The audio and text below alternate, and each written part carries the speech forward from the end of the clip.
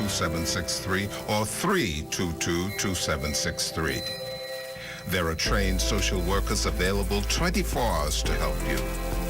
Know that you are not alone in this. At the Broadcasting Corporation of the Bahamas, I'm Clint Watson, and this is ZNS.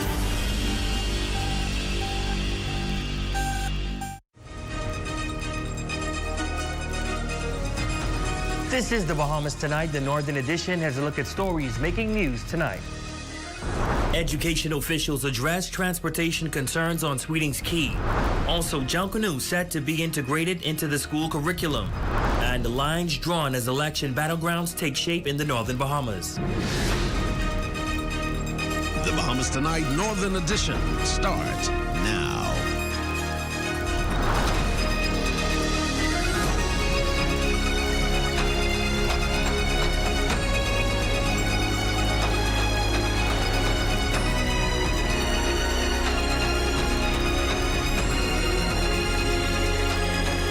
Good evening and welcome to the Bahamas Tonight, the Northern Edition. I'm Ramiko Knowles. Thanks so much for tuning in.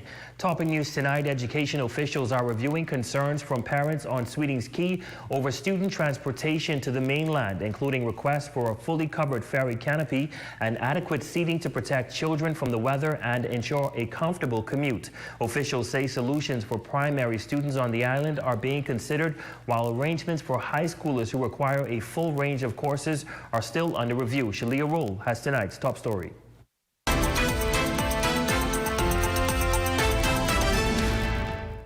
Ministry of Education officials met with parents on Sweetings Key to address their concerns with the main issue being student transportation to the mainland during inclement weather. The ministry says those concerns are now under review. We went to Sweetings Key because the parents would have called us with some concerns that they would have had. And so we wanted to listen and to hear the concerns and see how best they could be addressed. Parents on Sweetings Key are raising concerns about the ferry service used to transport students to school, calling for a fully covered canopy to protect children from the weather, as well as adequate seating to ensure they are comfortable during their twice-daily commute. Those concerns have prompted the Ministry of Education to take action on the matter. We would have given them time to resolve the situation in terms of will there be another, mode of transportation or an additional boat.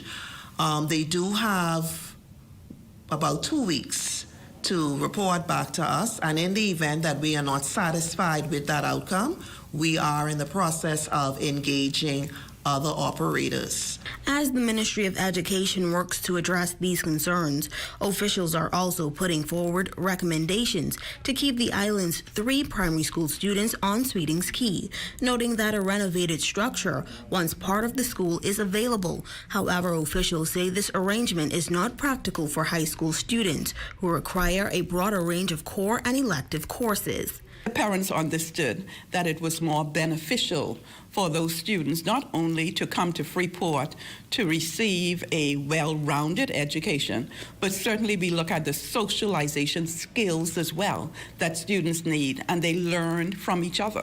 When weather conditions on the Key are inclement, Pratt says the ministry will coordinate with the student schools to ensure they remain caught up on their work. We will be in contact with those principals to ensure that those students receive whatever they would have missed, and also where there are opportunities for them to engage in after-school instruction, we are going to ensure that those students have access to those free online BJC and BGCSE classes. Education officials say they expect all major concerns on Sweetings Key to be addressed by the end of February. In the meantime, parents seeking updates are encouraged to contact District Education Officers Kendris Heel and Joyanne Penniman through the Ministry of Education here on Grand Bahama for any follow-up information. For the Bahamas Tonight, the Northern Edition, I'm Shalia Roll. Still on the education beat, March is set to be a landmark month for education as the Ministry of Education ramps up efforts to bring Junkanoo into the classroom. Education Minister, the Honorable Glenys Hannah Martin, announcing the initiative aimed at ensuring students gain a deeper understanding of the cultural, historical, and national significance of the Bahamas' iconic festival across all subject areas. We want our children to know it. That's us, who we are. But we're going to integrate it in all subjects again in the month of March. And there's going to be a launch, and it's going to be across the board. It's going to be very interesting. I don't want to say too much. The education minister says the government has been intentional in ensuring that young people gain a deeper appreciation of the various elements of Bahamian culture identity reflected in both the school curriculum and the expanded cultural programs being offered. We had the launch of the history book last week, understanding the journey of our people, understanding our music, our culture, so that they're in no way, shape or form mistaken about who they are and what they are. Well, more major projects on tap for the island of Grand Bahama. A $10 million transformation is set to redefine Freeport's tourism landscape as the exquisite Catamaran Center unveils its new luxury suites. Decades-old waterfront property, now under the ownership of Tamaz Hammer, officially opens to the public, promising high-end accommodations and a major boost to Grand Bahama's hospitality sector. Jolanda Thompson-Everest has that story. The decades-old waterfront property, now owned by Thomas Amore, has been transformed through a $10 million renovation, positioning the exquisite Catamaran Center as a key driver of Grand Bahama's tourism recovery. The newly unveiled luxury suites offer upscale accommodations with sweeping views of Freeport's turquoise waters, attracting both local and international visitors. We have 1-bedroom, 2-bedroom, 3-bedroom luxury suites available for rent, short-term, long-term, nightly, whatever people's interested in.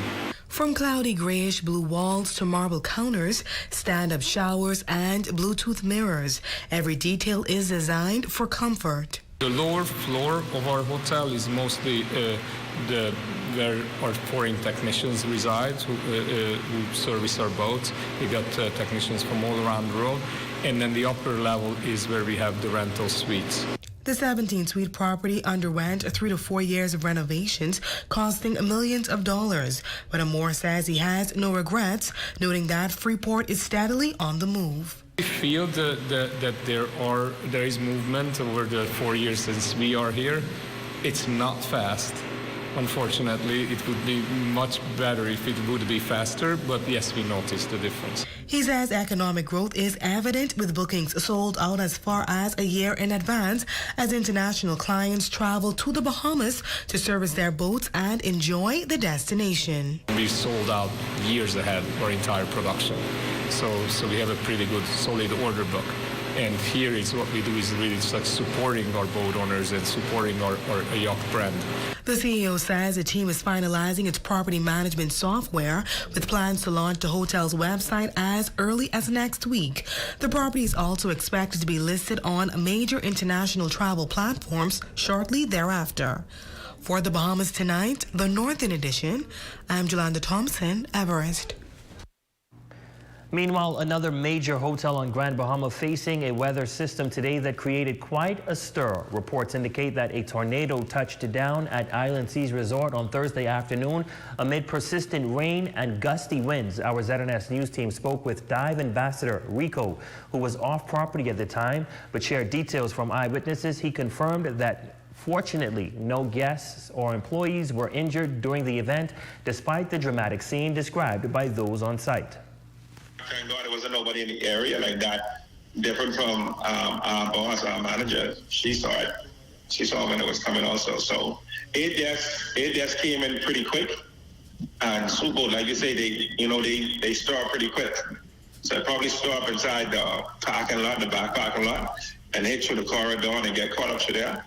And when it released, it yucked up all our coffee, outside tables and umbrellas and restaurants, but there wasn't no guests hurting anything.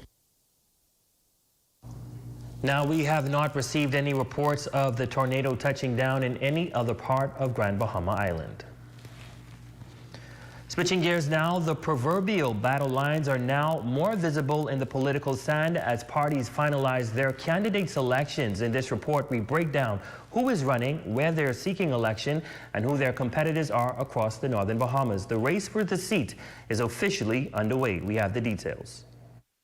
The campaign trail is officially in high gear across the northern Bahamas, with all major parties completing ratifications for the upcoming general election. In Grand Bahama alone, 5 constituencies are in play. Each seat is now being viewed as critical for each party.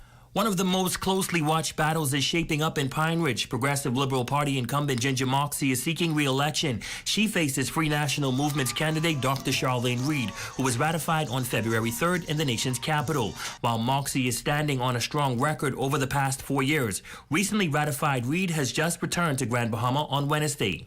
You know, we've done so much work in the Pine Ridge constituency and on Grand Bahama Island in general, and so I'm so happy to be returning to complete the job.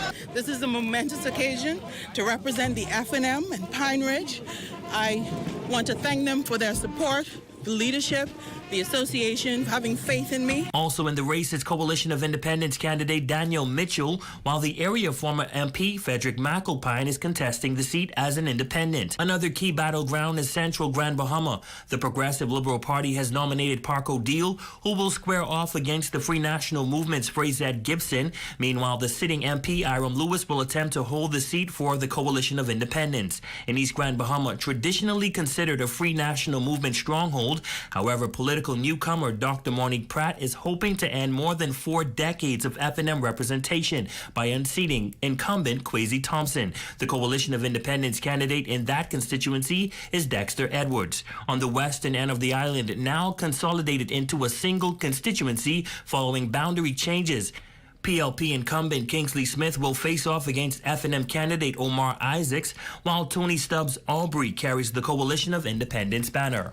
In Marco City, PLP candidate Eddie Wan is seeking to unseat Free National Movement leader and incumbent Michael Pentard, saying he's ready for the challenge. I am going to do everything in my power to do what I need to do to try to win that seat, bring it home to PLP. However, despite ratification to the FNM on Sunday night, Pentard was not in the lineup, but is expected to remain in the Marco City constituency. The Coalition of Independence candidate in Marco City is Harold Roberts.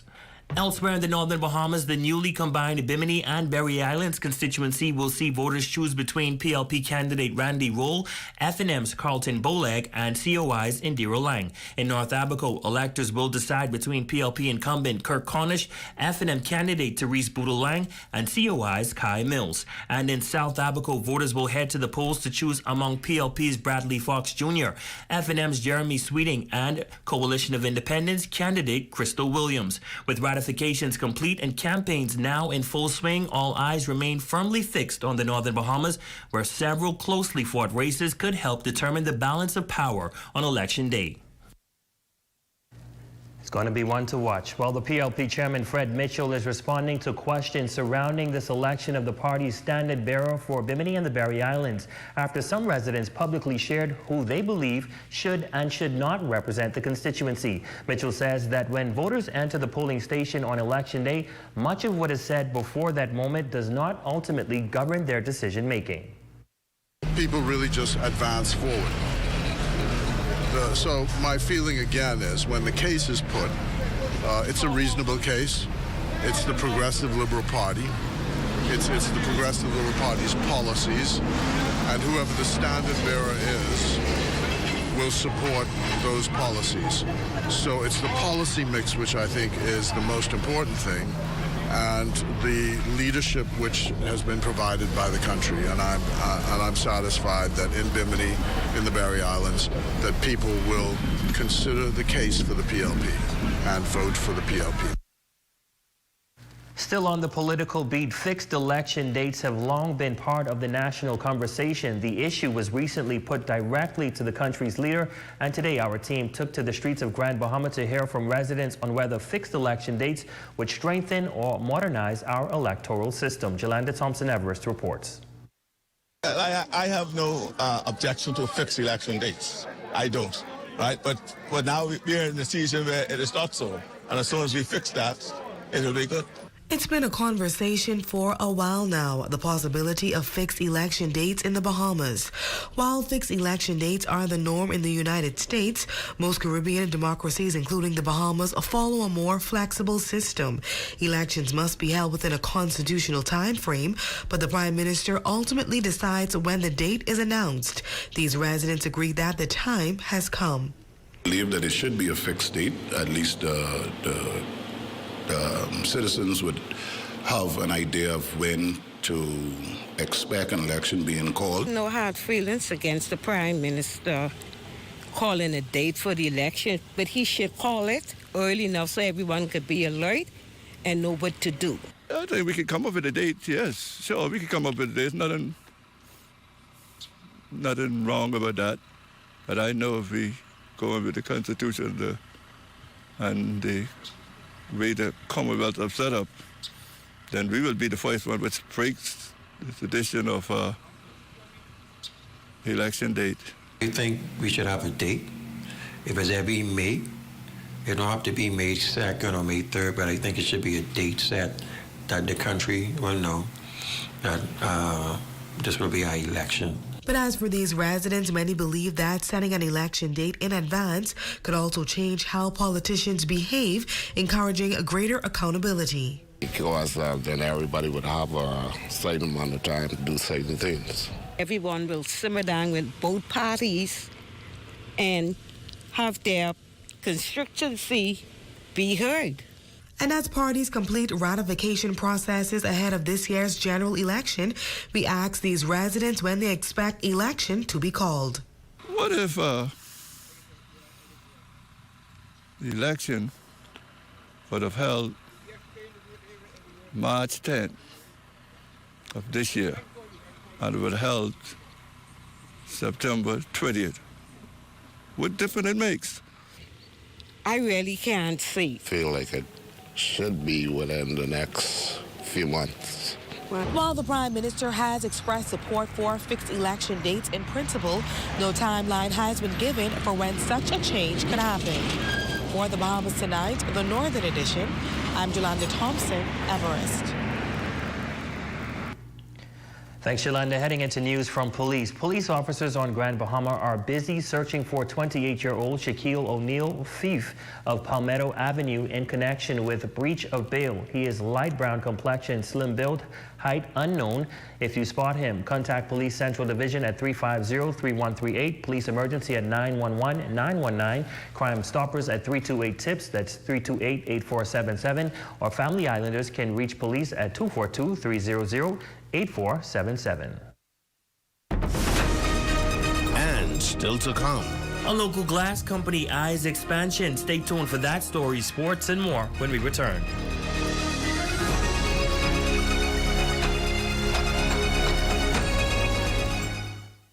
Step into a life of luxury and convenience with the Commonwealth Bank Platinum Card. From earning premium cashback rewards on every dollar spent to enjoying comprehensive travel insurance, shop with confidence, knowing your purchases are protected. Our Platinum Concierge service turns your requests into reality, wherever life takes you. Let the Commonwealth Bank Platinum Card be your passport to exceptional experiences. Commonwealth Bank, leader in personal banking services. Come on down and see what Dolly Madison has in store for you. Renovate and rejuvenate at Dolly Madison. Dolly Madison. It's your At Save More Drugs, we got you. We got what you want. We got what you need. We got what you came for. The quality you expect. The prices you need and deserve. Save more at Save More Drugs. Ready to take your career to the next level? Edinburgh Napier University, Scotland's #1 modern university, is coming to the Bahamas. Join them for a free information session on Monday, February 10th from 6:30 to 8 p.m. at the British Colonial Hotel in Nassau. Learn about internationally recognized MBA, MSc, BSc, and business programs that are 100% online, flexible, and relevant to today's workforce. Space is limited, so register now at seidegrees.com. Welcome to Cornet Bahamas, where love begins at the door. For the entire month of February, you can enjoy 25% off of our doors, flooring, and tiles.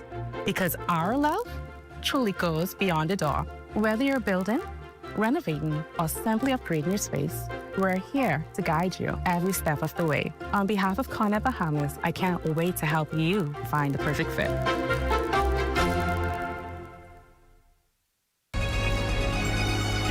#1 team in the North. Only the sun covers the Bahamas better. Welcome back. Years of planning is now coming to fruition for GB Glass as the company is looking to improve its product line and expand throughout the country. Our Matthew Martinborough has more details in this report. GB Glass is looking to make 2026 a monumental year after a merge with Pioneer Steel and now a launch of new hurricane impact windows and garage doors through a partnership with long-standing international associate Garaga. President of GB Glass and Pioneer Steel, Edney Anderson, says the announcement comes following years of planning with eyes now set on expansion. We are going to be expanding into the Abaco market maybe by the end of this year. We already have facilities that places order from Abaco and we ship them through the local company Eddie Wong or through 5-Star or professional brokers. And we are trying to set up a distribution center in the Bahamas that we can now ship through the road, the Caribbean, hopefully by the end of this year. Southeast Territory Sales Manager with Garaga, Louis Napoleon, says the company is very confident in their product and is more than happy to see the results of the collaboration. We've come a long way in the last few years to be able to get along the coast of Florida, which is a very similar climate and code requirements as the Bahamas, and we're ready to go. So we've got everything that Edney and his company needs. And Garaga's Director of Sales, Jim Smith, adds, after thoroughly exploring the market in the Northern Bahamas alongside Edney Anderson, he says the near 25-year-long partnership means a lot.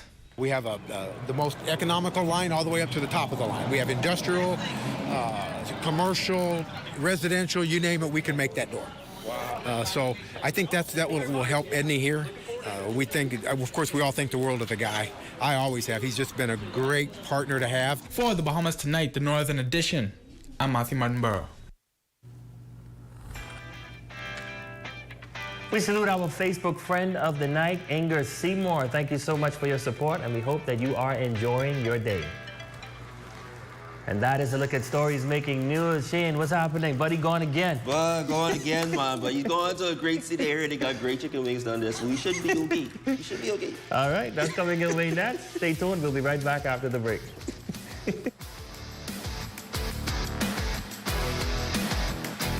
At Island Bedding, we provide Bahamians a local option for factory direct quality sleep products. We have also expanded to include a range of furniture and home accessories. Check out our new living room pieces, including sectional, TV stands, accent tables, and more.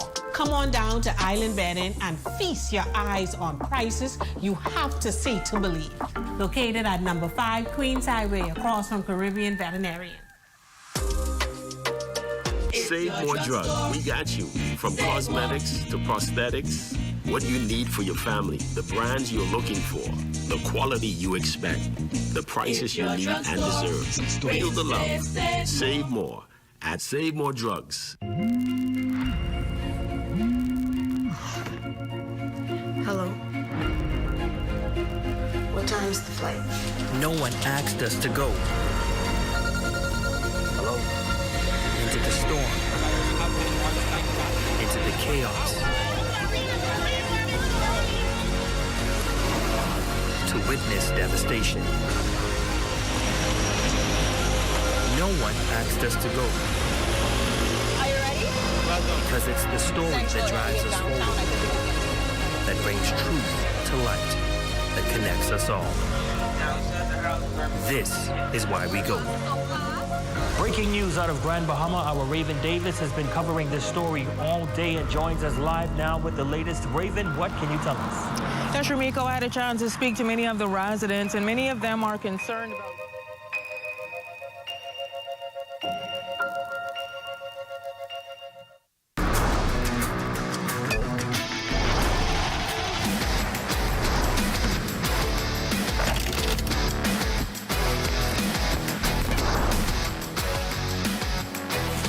Welcome to the ZNS Total Sports Cave, everyone. I'm Shane Stubbs. Zion Bradford running 21.85 seconds in his 200-meter season opener was enough to qualify him for the upcoming Carifta Games slated for this Easter. Depending how he does at the Carifta trials, he could very well book his ticket for those games for a second year in a row. Now, even with more work to do, he's encouraged by the time he's clocked this early in the game. Making the team last year was a lot of work just to get down to the times that I had to qualify for, being my first year in the 17, but I did good. Qualified in the 400, was able to make the relay pool. Got to go, run the relay, see the energy, get to see what it was like on the big stage. So I know what to look forward to this year. This time there isn't much space for error. Like last year I made a couple errors when I was running. This time I have to get my execution on point.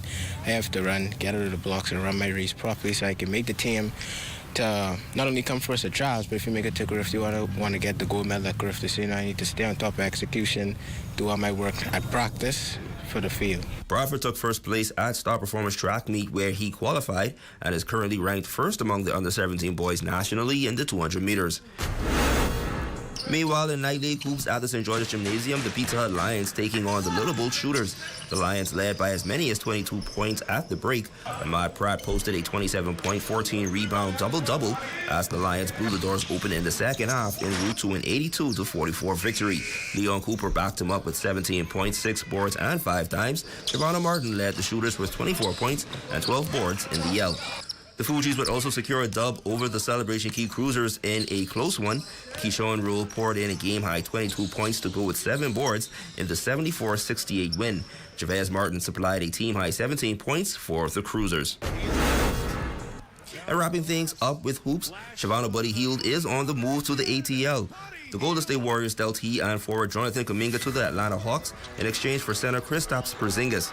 Hield spent 2 seasons with the Warriors where he averaged 8 points, 2.5 rebounds, and 1.5 assists. This now makes the 5th team Hield has been dealt to since being drafted in 2016 by the New Orleans Pelicans. He had stints with the Sacramento Kings, Indiana Pacers, Philadelphia 76ers before landing with the Warriors in 2024. I guess we're all Hawks fans now, but that's your fix on sports this evening, ladies and gents. Your check on the local forecast is next. I'm Shane Stubbs. Catch you on The Rebound. Tonight's weather forecast is brought to you by Royal Star Assurance. 'Cause it's so beautiful.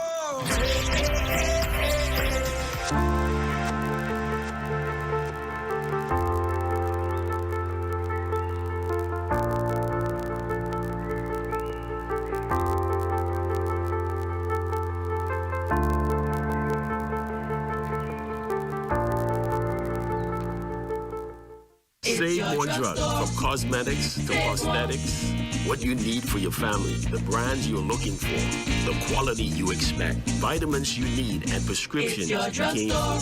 Feel the love. Save more at Save More Drugs. Hey, I'm D'Amico Nesbitt, and welcome to Health Bites, where every week we give you a helpful tip to help you on your health and fitness journey. Today, I'm going to give you 3 signs that you need to cleanse or detox. We all know the body cleanses itself, but sometimes if you don't drink enough water or eat enough grains or healthy food, it can be slowed down.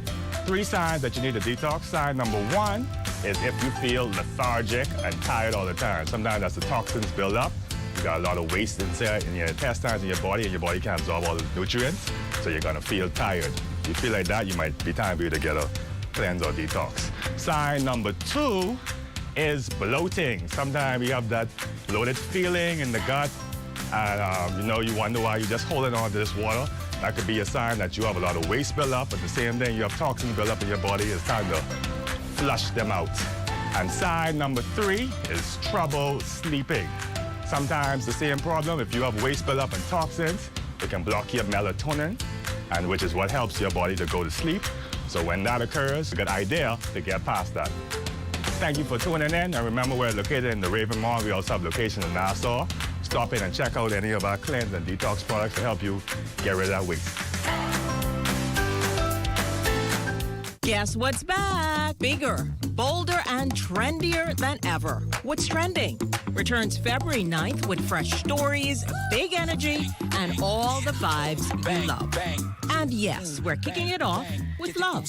Join us Monday through Thursday at 6 p.m. on the ZNS network, because if it's trending, we're talking about it.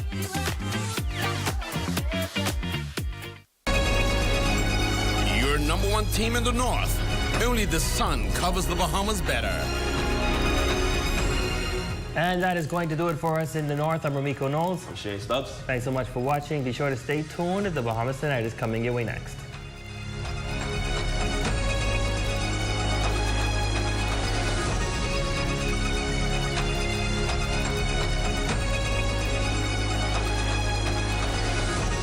What you see on this television station is governed by IRCA's Code of Practice for Content Regulation. The Code of Practice covers matters relating to program content that are of concern to the community, such as local content, news, current affairs, and programs for children, advertising, including political advertisements, and the responsibilities associated with broadcasting in the Bahamas. The code also covers aspects such as access services for the hearing and visually. At the Broadcasting Corporation of the Bahamas, I'm Clint Watson, and this is ZNS. Bahamas tonight, the call for a clampdown on unlawful prescription drugs in the face of inherent dangers to the public. Plus, leveling up. The government moves to address skills gap. Hear the plan to make that a reality. And the opposition Senate team loses a member and picks up another. Find out the reasoning behind Maxine Seymour's surprising decision to call it quits. The Bahamas tonight, the National Report starts now.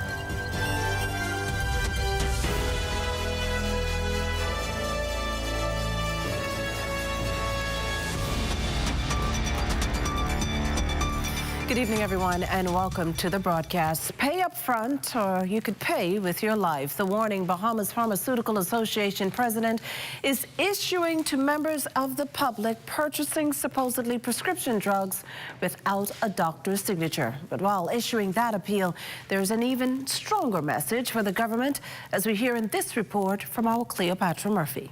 President of the Bahamas Pharmaceutical Association, Dr. Marvin Smith, is calling on government to appoint full-time pharmacy inspectors, also appealing for stricter enforcement of laws in the face of a local daily article that some pharmacies are unlawfully selling powerful prescription drugs to the public without a prescription. Bahamas Pharmacy Association wrote the Pharmacy Act for the government.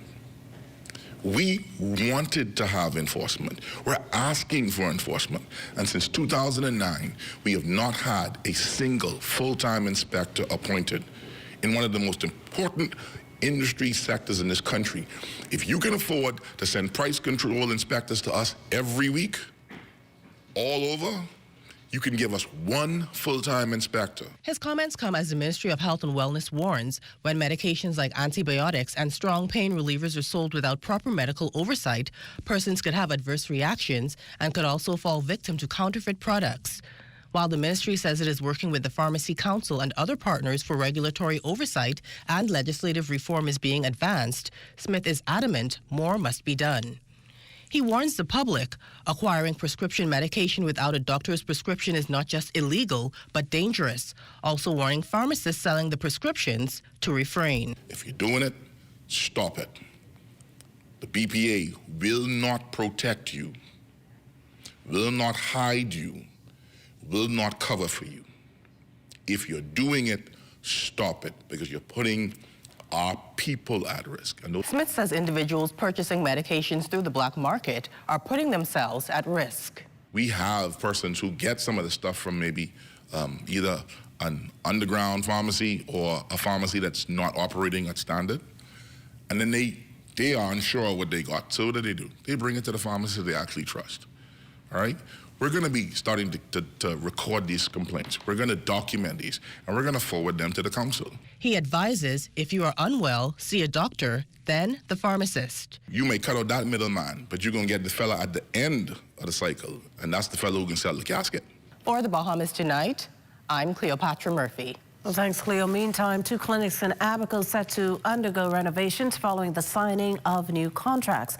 Health and Wellness Minister, the Honorable Michael Darville, today stood as a witness to the signing of 2 contracts for renovation work to the Cherokee Sound and Cooperstown clinics in Abaco. A $266,000 contract signed for the Cherokee Sound Clinic with a 15% contingency with PAR Construction to carry out renovation works. Meanwhile, the Cooperstown clinic's contract is valued at approximately $9,000, also with a 15% contingency. It's been awarded to DNL Construction to address repairs caused by inclement weather.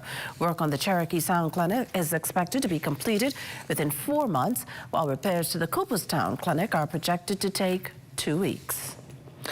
In related news, the country's healthcare system has failed all of us. Chilling words from former Prime Minister and Killarney MP, the Honourable Dr. Hubert Minnis, who yesterday in the House of Assembly lamented the mental state of healthcare workers who he claims are leaving the Princess Margaret Hospital not because of salaries, but working conditions.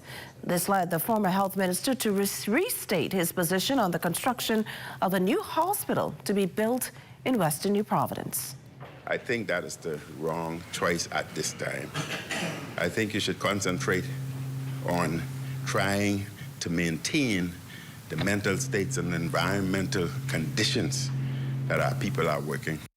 But here's Health and Wellness Minister Dr. the Honourable Michael Darvall's reasoning for moving ahead with the plan. The issue associated with this new pandemic of chronic non-communicable diseases is affecting all of the countries. And it's getting worse, which means that the demand on our tertiary healthcare facilities is going up and up.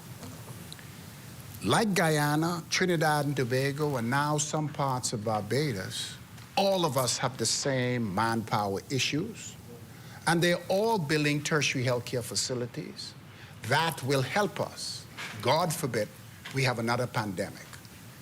The Princess Margaret Hospital is not equipped to handle any form of mass infectious disease.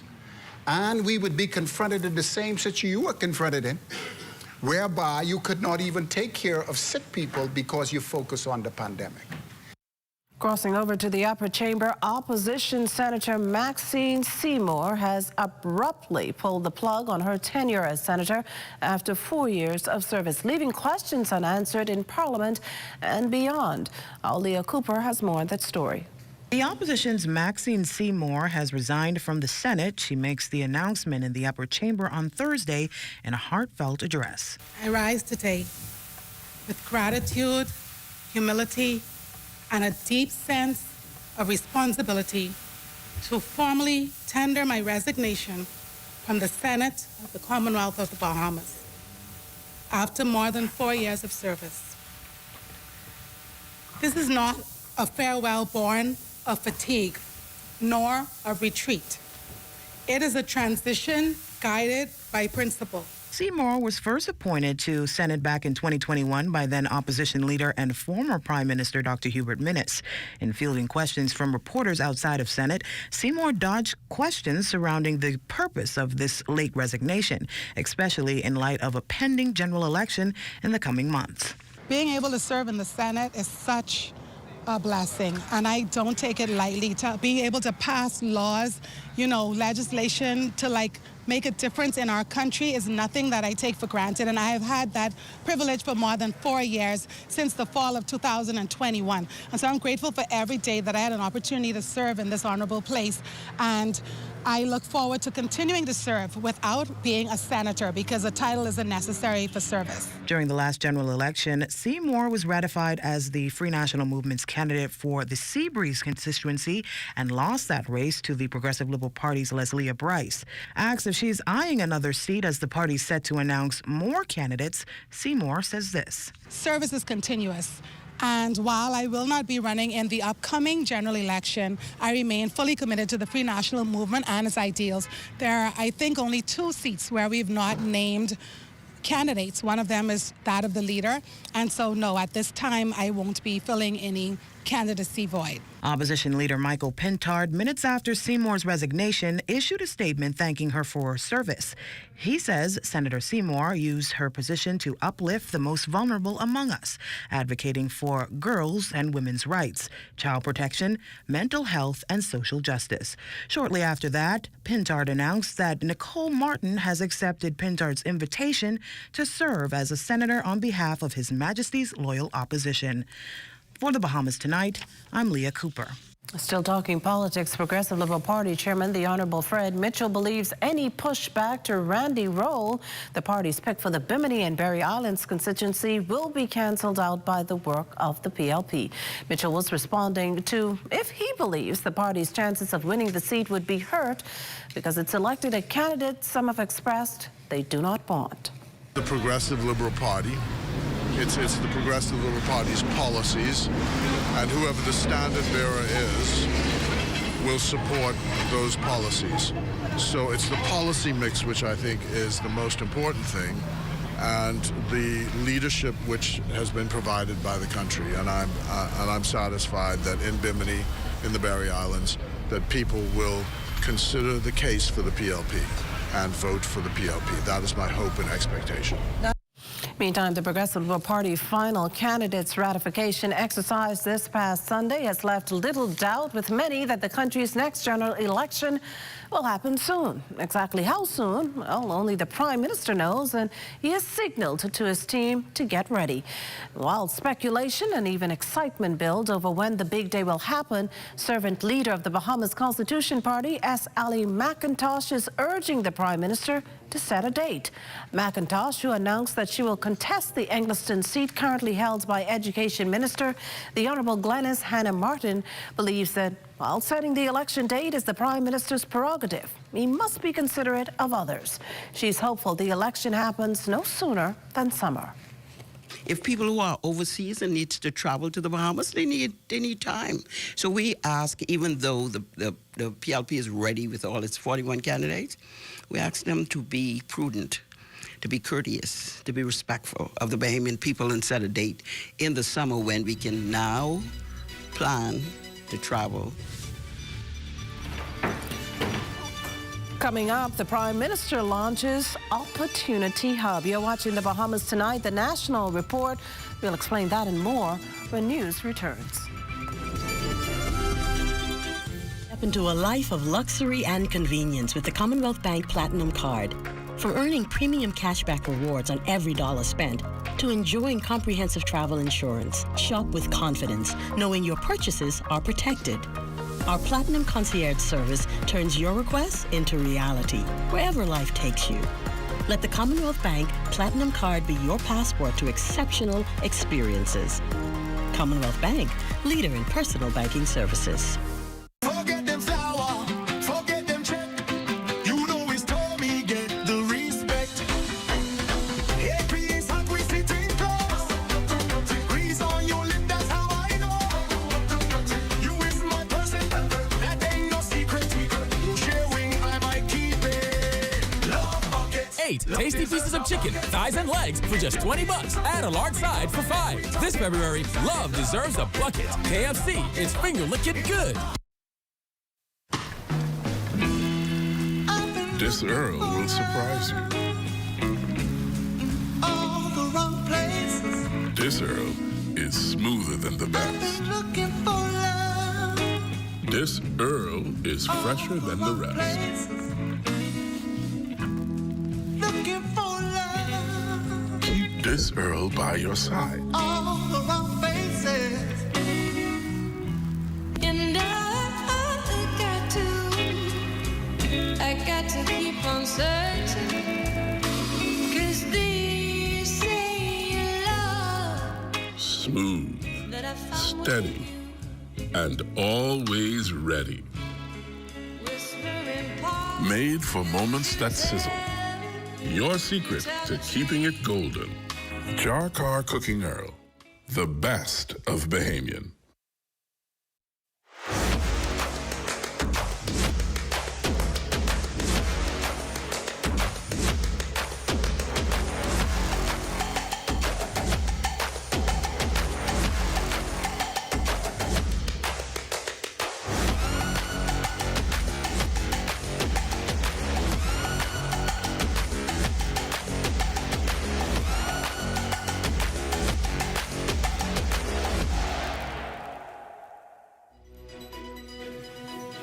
You're looking at a truly spectacular nighttime shot of the Bahama Resort on Cable Beach, and it goes without saying that that shot's courtesy of our drone pilot, Kyson Miller, and a wonderful job as always, Kyson. Welcome back. Prime Minister the Honourable Philip Davis launches Opportunity Hub, a platform designed to connect Bahamians directly to programs to level up, be it through online courses, apprenticeship programs, or possible small business funding. The Prime Minister acknowledges technological advancements are creating a major skills gap in the country's workforce. Without a properly scale workforce, we would not have what I call a country that is providing to its citizens what is necessary for that to be a successful nation. The public will now have, all in one place that is, access to courses under Upskill Bahamas and now energy and agriculture initiatives under the Bahamas Agriculture and Marine Science Institute. Education Minister, the Honourable Glenys Hannah Martin, says it's to ensure the country's youth has access to the best. The beauty of this program, and the Prime Minister spoke to this, is access. Access to top colleges and universities where people like these two young men I spoke to, never in their wildest dreams could they imagine that they could access and be certified and be more viable in the marketplace. The access to people in particular who would not normally have it in their normal scheme of things. While understanding financial literacy and building wealth, the focus of the two-day Invest Fest Bahamas at the Bahamar Convention Center. In its second year, the event opened Thursday with a Wealth Mastery Boot Camp intended to educate the public about saving, investing, and opportunities to invest in the country. President of BISEX, Keith Davies, stresses the importance of knowing how to manage money, adding that his best advice to individuals is to start investing. Start means educating yourself in small ways. I always have, there's a catchphrase that I say that you take small, positive, incremental steps. Invest in yourself.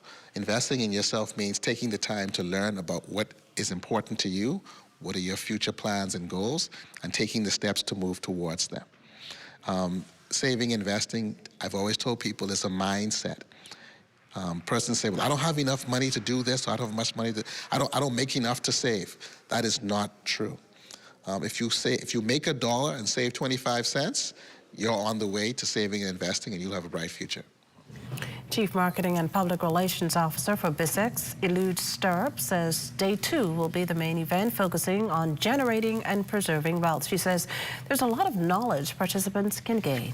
As the marketing officer here at BISEX, every day I get so many emails. How do I invest? How do I invest? And so we decided to just bring everyone in one room. So you will have live investment opportunities, actually. So you can be here on site with BISEX brokers and invest on the spot. You're going to get so much information on investing, preserving your wealth. You know, what's going on? And the fact that we have a stock exchange, because most Bahamians do not know that.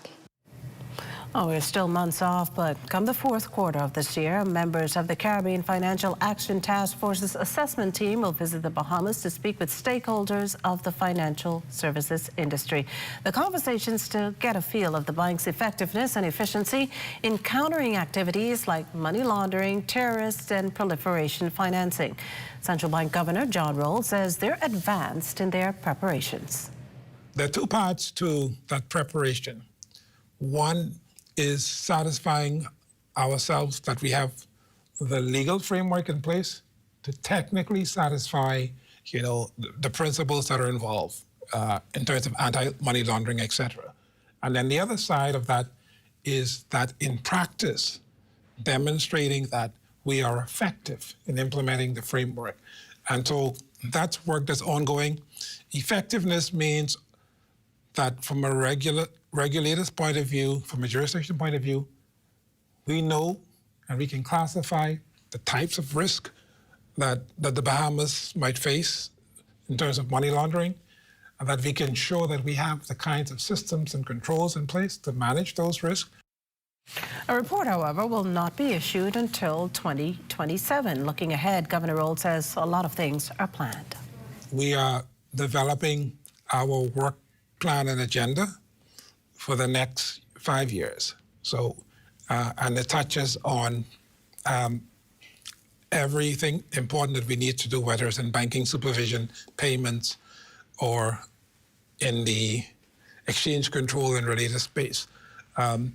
In the current year and period, clearly for us is getting continuing to advance what's happening in the payment system space in terms of the modernization.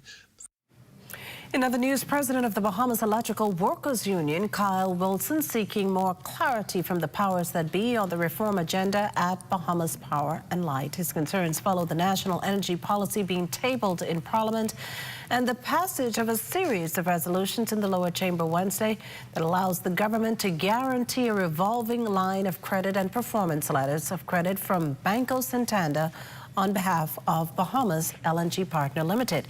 The credit facilities are tied to the country's liquefied natural gas transition. Wilson says more information needs to be disclosed about the agreement between BPL and Bahamas Grid Company and Pike Corporation. We are now navigating in a situation where we haven't given all the details of the agreement. And so sometimes you have a little friction, from my understanding, with the Pike people making claims that we have no knowledge too, all right? And so it leads to a bit of uncertainty sometimes or disagreements with issues. But outside of it, it's a work in progress, and they're trying to sort things out. Wilson also wanted to know how workers will fit into the new energy era at BPL and more details about the leadership at Bahamas Grid Company, which is partnering with BPL to upgrade and manage the electricity and transmission distribution network here in the capital. All of our vehicles, all of our equipment, inventories have all been transferred to the new company, Bahamas Grid. And so BPL itself is no longer in charge. So a lot of people still think that BPL is, in terms of they're calling for streetlight issues or damaged poles and stuff like that. They still think that we're in charge. No, we're not. And so even with me being the union president, I don't even know the leadership structure or how to even contact these people. So everything still has to flow through BPL. This portion of the news is brought to you by Folk Call Smart Pass, the smart way to pay at the pump.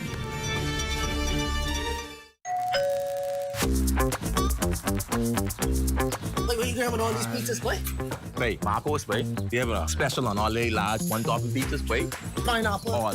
Barbecue. All. Hey, VAT included, but I need the $10 special, please. How many would you like? 20 in it. Thank you so much, man. $10, that's it?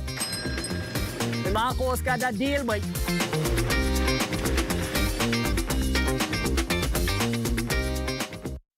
Behind every strong economy is a bold entrepreneur, and we're here to support them, island by island. On Long Island, we've helped 77 entrepreneurs turn their dreams into thriving businesses.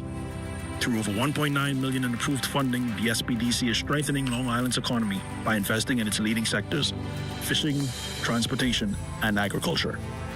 No matter the island, every business we support strengthens the economy, starting with yours. SPDC, Bahamas. Back at Little Caesars and good. Our popular Chicago-style pizza is back for a limited time only. Enjoy this delicious, thick, buttery crust pizza that's packed with layers of cheese, meats, and veggies for just $18. That inclusive. Now available at all 5 of our locations. Little Caesars, Oakville, Carmichael Road, East Street, Pineapple Plaza, Charles Saunders Highway, and 1 East Plaza. Pizza. Guess what's back? Bigger, bolder, and trendier than ever. What's Trending returns February 9th with fresh stories, big energy, and all the vibes you love. And yes, we're kicking it off with love.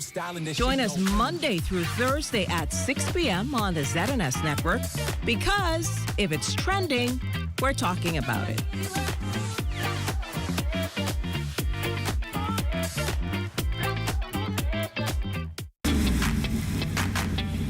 Introducing the Focal Smart Pass app that helps you to fuel up faster. Here's how it works. Download the app on the App Store or get it on Google Play and create your profile with payment details.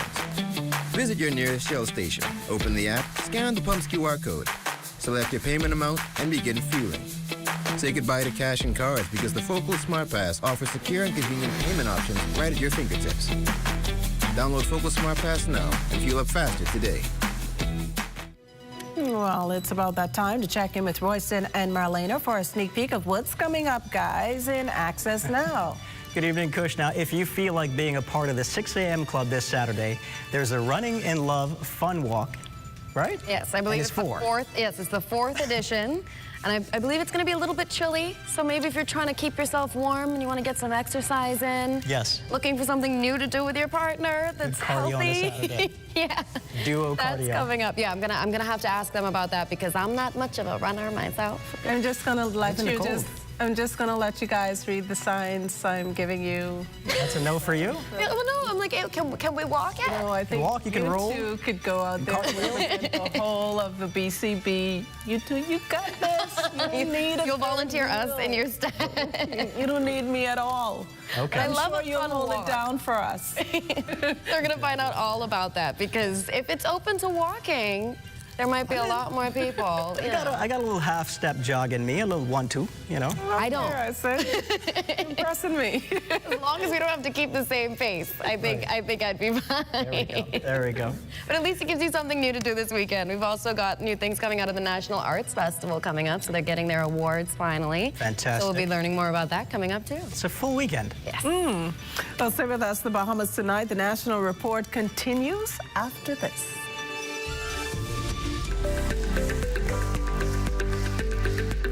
The Ministry of Social Services, Information and Broadcasting is partnering with the Bahamas Christian Council to help build stronger Bahamian families. I believe that our ultimate experience in living begins with God and family. Our purpose is to facilitate, guide, inspire, and equip you to have a better life. And a strong family foundation begins with each of us trying to become better individuals.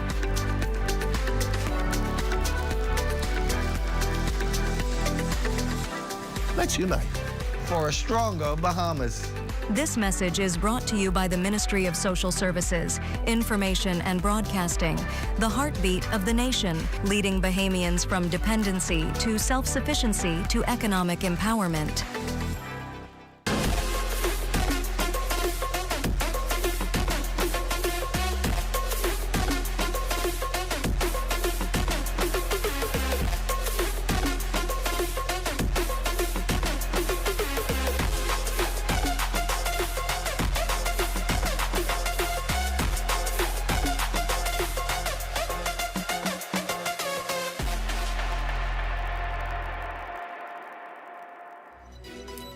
And that does it for the National Report, but stay close. The Bahamas Tonight continues with Access Now.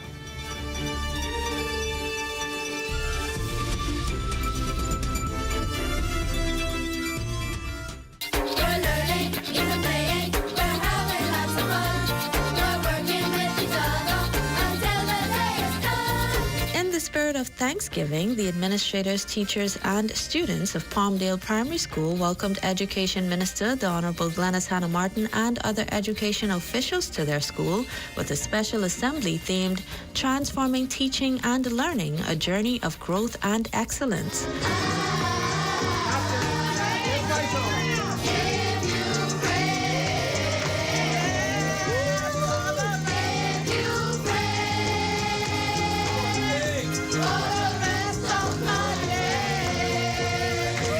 Minister Hannah Martin and Director Dominique McCartney Russell thanked the administrators and educators while applauding the school's accomplishments. 71% of the student population reading at or above grade level. This is outstanding what is happening here at Palmdale Primary. This is one of the oldest schools, primary schools in the country. Because I know the Prime Minister, Philip Davis, told me his classroom was down there. And he got some years on him. 80 initiatives led by some 20 team leaders to ensure that we maximize the opportunities for our children. We have seen some of the best GLAT results in 10 years.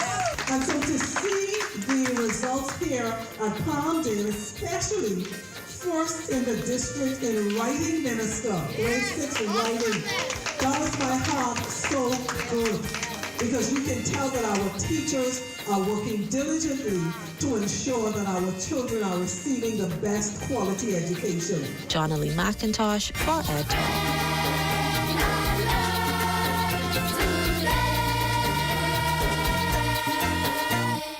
Broadcasters turn to politicians. 3 of our very own from the Broadcasting Corporation join the slate of the F&M for the next general election. Plus, winners of the National Arts Festival awarded. Those details straight ahead. Also, the Eva Hilton Primary School celebrates its Junior Junkanu win. Stay close for that. And in sports, Buddy Hield on the move at the NBA trade deadline.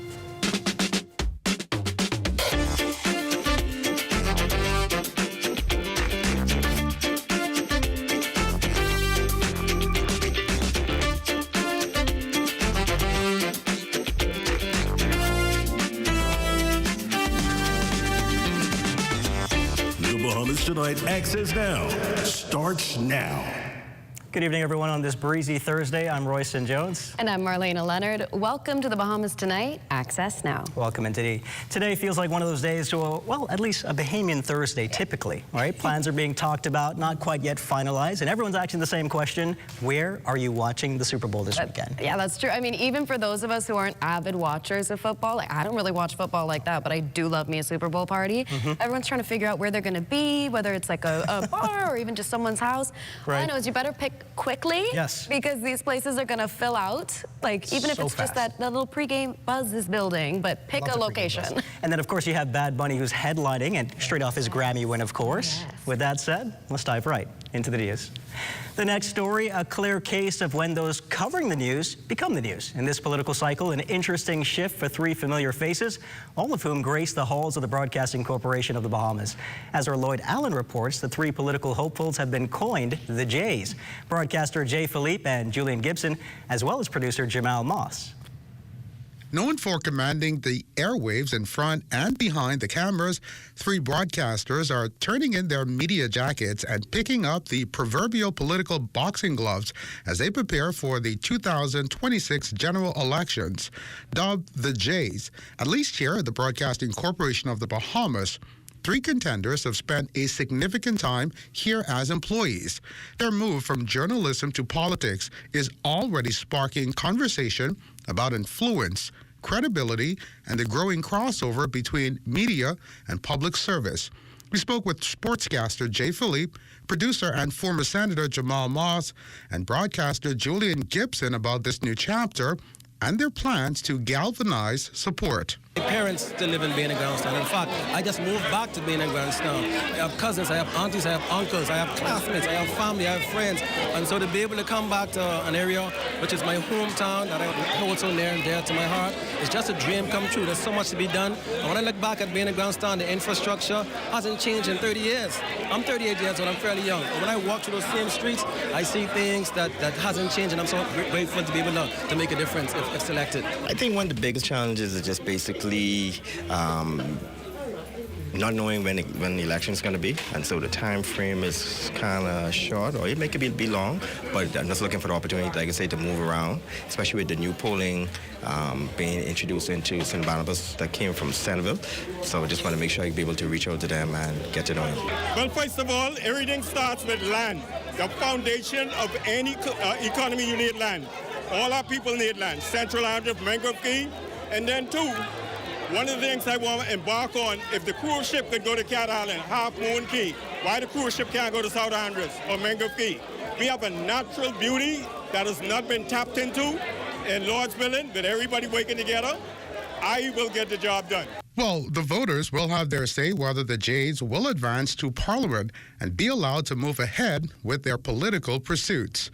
For the Bahamas Tonight, I'm Lloyd Allen. Thanks, Lloyd. As the Ministry of Youth, Sports and Culture gears up for the 67th E. Clement Bethel National Arts Festival, students are getting their highly anticipated awards from the previous edition for their outstanding artistic performances. Danielle Dean has the story. The 67th edition of the E. Clement Bethel National Arts Festival commences on the 11th of this month.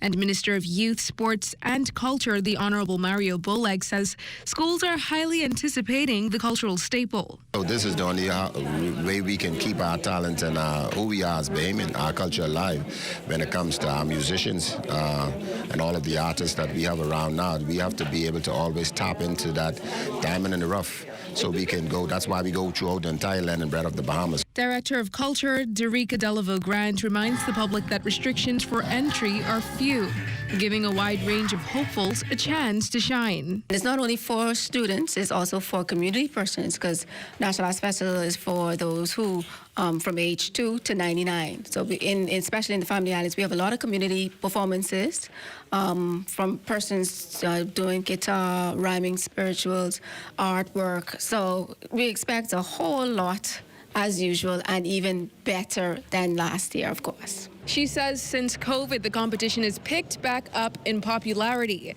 with more than 9,000 entries last year. And this year, they expect that number to increase. 40-year musician Adrian Archer is an NAF vocal adjudicator, and he says in his 7 years as judge, the raw talent displayed across the nation never ceases to amaze him. I was actually a National Arts winner in 1971 at Oaksfield Primary School, and so I'm happy to be now an adjudicator on the other side of the table. The competition kicks off in February on Andros and continues throughout the chain of islands until mid-year.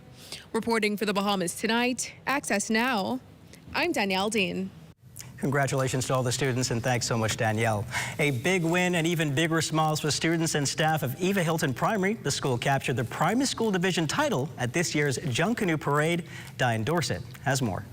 It was a good Shockers morning at Eva Hilton Primary School as students and faculty continue to celebrate their big win at the 2026 Junior Junk Canoe Parade. The school captured the Primary School Division title with the theme Boots on the Ground with Toy Story, beating out last year's winners Judith P. Thompson Primary School and 3 other schools with a total of 1,056 points. Junk Canoe co-chair Courtney Clark says the victory was a result of months of planning and practice, with students putting in long hours ahead of Thursday's parade. We had our shock attacks, that's what we call them, whenever we would have parents come in, teachers come in, students come in to work on different costumes. And closer towards the date, we started to do shock attacks every day, Monday to Saturday. So we worked every single day, cutting, pasting, gluing, choreo practice, everything that you can imagine, and it paid off. Bernice Carroll, another co-chair, says the win was met with excitement and pride among the students, many of whom were experiencing competition-level Junk Canoe for the first time. They were extremely excited. I mean, the energy on Friday morning was extremely high. As a matter of fact, the energy from Thursday evening, from we paraded, they paraded all the way to Victoria Avenue. We had to stop them. So the energy was extremely high, and that transferred straight into Friday morning and even into this morning past the weekend. Principal Tamika Adderley also stressed the importance of exposing students to cultural events like Junior Junk Canoe, saying it builds confidence, teamwork, creativity, and most importantly, a strong sense of Bahamian identity. It is important because that's who we are. This is our culture. So we must ingrain in our students, instill in our students that this is our culture, and we must keep Junk Canoe alive. And it starts from the little ones. So with the training that they get in Junior Junk Canoe, the classrooms, Ministry of Education has implemented Jump into Junk Canoe. So that is a part of our curriculum as well. So it is very important that our culture stays alive through our young children. Adderley added that community sponsors played a critical role, helping to provide materials and support needed to bring the school's vision to life. For the Bahamas Tonight, I'm Diane Dorset. Absolutely amazing and such a well-deserved win. Still to come, we're running in love or walking in love. Organizers of this weekend's road race are in studio to tell us all about it. And of course, Chief Meteorologist Basil Dean has your Access weather forecast. So stay close.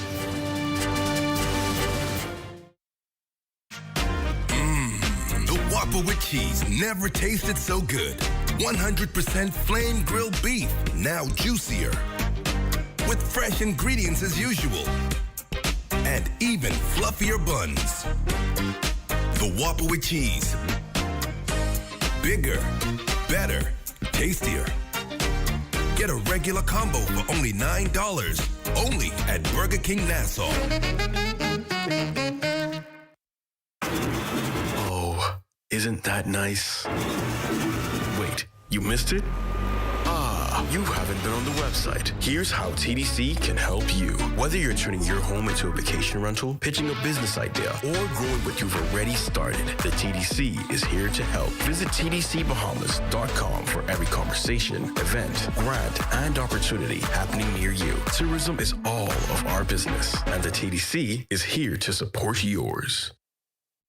Bang ding.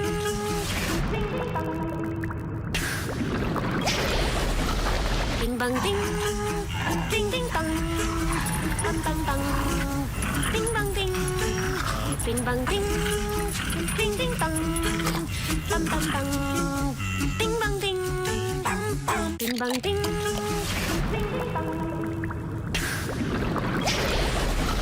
Ding bang ding. Ding ding dong. You fall back in love with shopping when you shop the specials at Super Value and Quality Supermarkets. Devon corned beef, 12 ounces, $2.29. Country Barn mayonnaise, 30 ounces, $3.69. Mahatma long grain or parboiled rice, 5 pounds, $4.89. Sweet mangoes, $1.79 each. Whole chicken wings, $1.69 per pound. Case price, $45.99. If you love to save while you shop, you need to stop and shop at Super Value and Quality Supermarkets.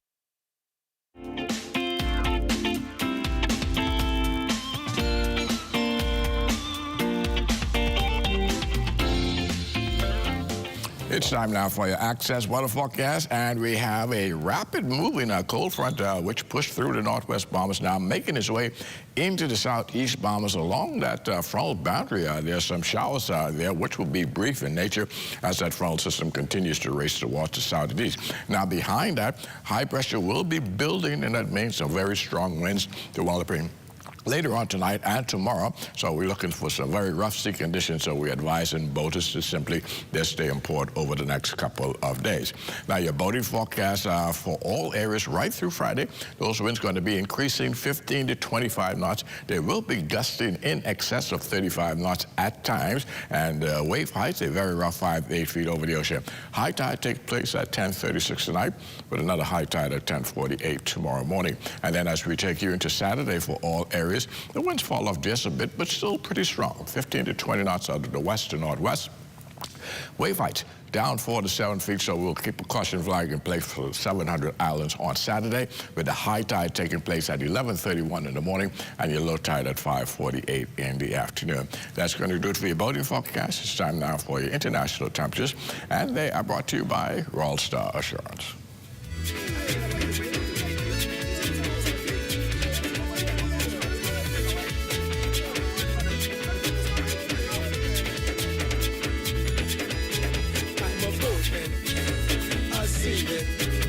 My work is on the water. We diving, throw no line is how I survive. Listen, from Boggy to Yellowtail, from Jackfish to Kids. And that's going to do it for your international temperatures, brought to you by Royal Star Assurance. But join me at 11 o'clock for a full weather update. Royston and Melina. Thanks so much, Basil. The 4th edition of Running in Love Road Race will take place on Saturday. Organizers Marcel and Teresa Major of Four Seasons Race Management, the only licensed road race management company in the Bahamas, are here to tell us all about it. Welcome to Bahamas Tonight Access Now. Good evening. Thank you for having us. Glad to have you here. Yes. Now, we know this is the 4th edition of your race. Can you tell us a little bit about how it all came to be? Well, thank you for having us, and we're excited to be here. This is my wife, Teresa, my wonderful, beautiful wife, Teresa. Oh. And that's the impetus of Running in Love. Wow. Because so we were dating. When we were preparing for our wedding, our daughter said, oh, your wedding, we're gonna name your wedding Running in Love. So we said, no, we wouldn't do it for the wedding. Mm-hmm. But we knew that we were gonna have a race management business. So we said, you know what, that'll be a perfect name for our first running, first event.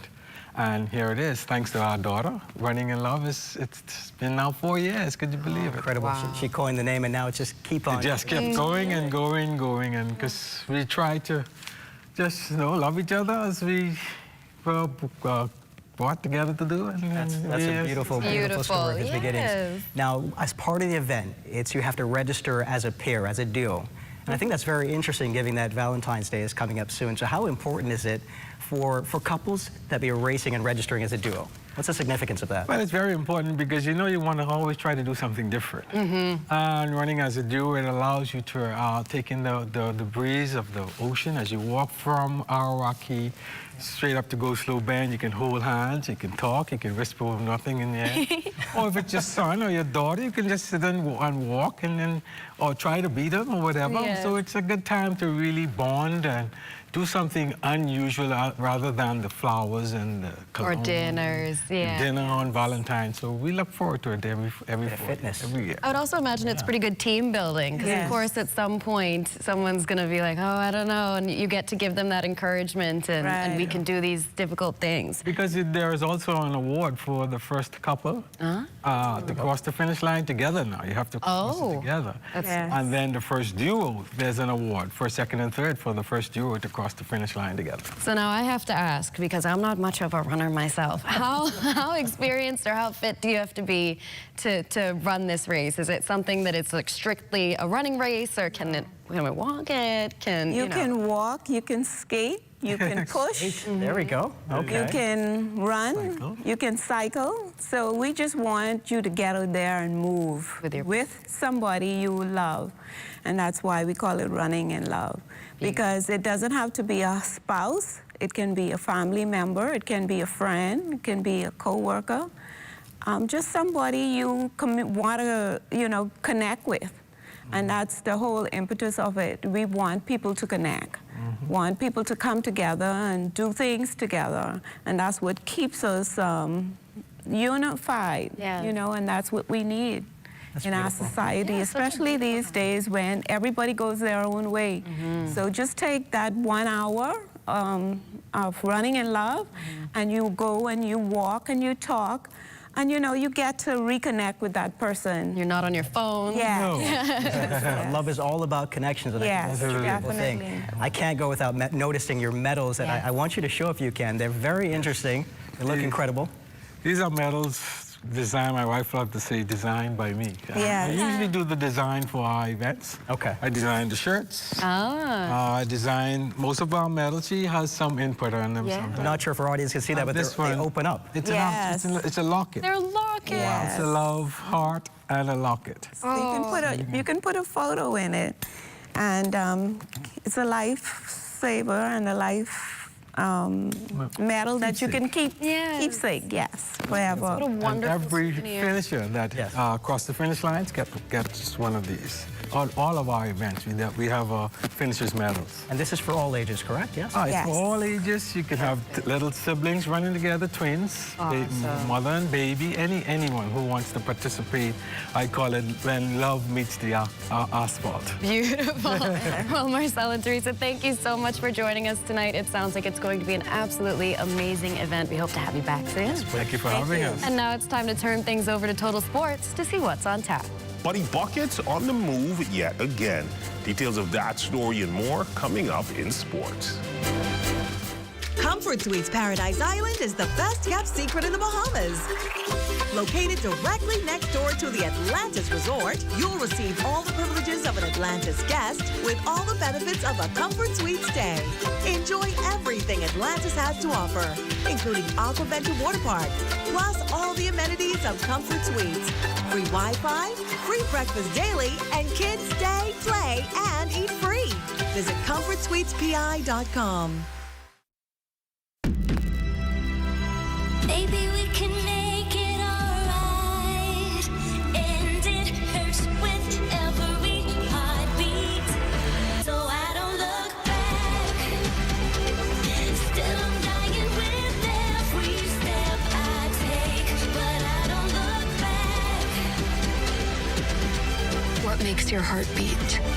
See Passione Intense, the new refillable fragrance. Giorgio Armani. Available at Lorix Duty Free, Bay and Parliament, Old Fort Bay, Marathon Mall and Palmdale.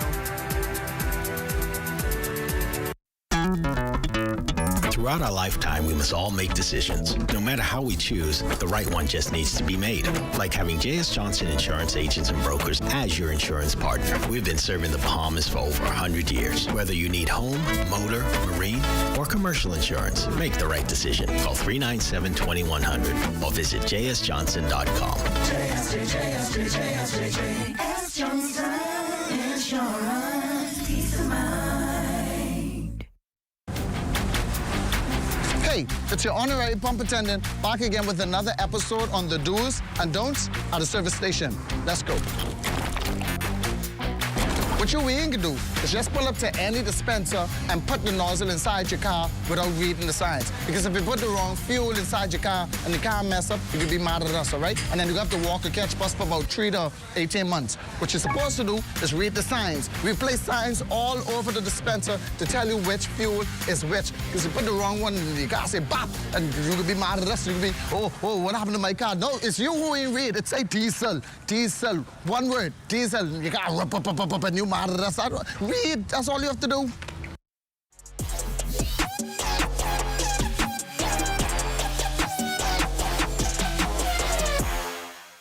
Welcome to your Thursday Sports Check, everyone. I'm Amajal Knowles, topping sports in the words of Grammy-winning producer Jermaine Dupri.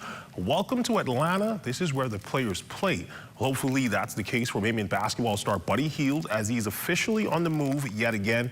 Hield, along with swingman Jonathan Kuminga, sent in a package deal from the Golden State Warriors to the Atlanta Hawks in exchange for big man Kristaps Porzingis. This move comes as Kuminga had been engulfed in trade talks over the past 2 years, and for Buddy Buckets, he'd seemingly falling out of Steve Kerr's rotation this season. Hield joins the Hawks after 2 seasons in Golden State. The 33-year-old is averaging 8 points, 2 boards, and just under 2 assists across 18 minutes per game, while shooting what would be a career-low 34% from three-point land. Now he left to compete with Corey Kispert and Luke Kennard, 4 minutes off the bench for a youthful rebuilding Atlanta squad. So in hoops, the GSSA basketball season winding down, and what better way to highlight it with a showdown between the 2 best government school hoops programs over the past 5 years, clashing at a sold-out Donald Davis Gymnasium. Our Eugene Stewart was there last night and filed this report. A jam-packed affair here last night at the GW Davis Gym for the final game of the GSSA season between the Antal Rogers Timberwolves and the C.I. Gibson Rattlers. Let's take a look at some of the highlights. Well, if you weren't there, you missed an all-out match between defending champs, the Anatol Rogers Timberwolves, and the C.I. Gibson Rattlers. The Rattlers kept full control by going up 32-18 in the first to maintain early. The Rattlers kept control by going up 32-18, ending the first and maintaining early control.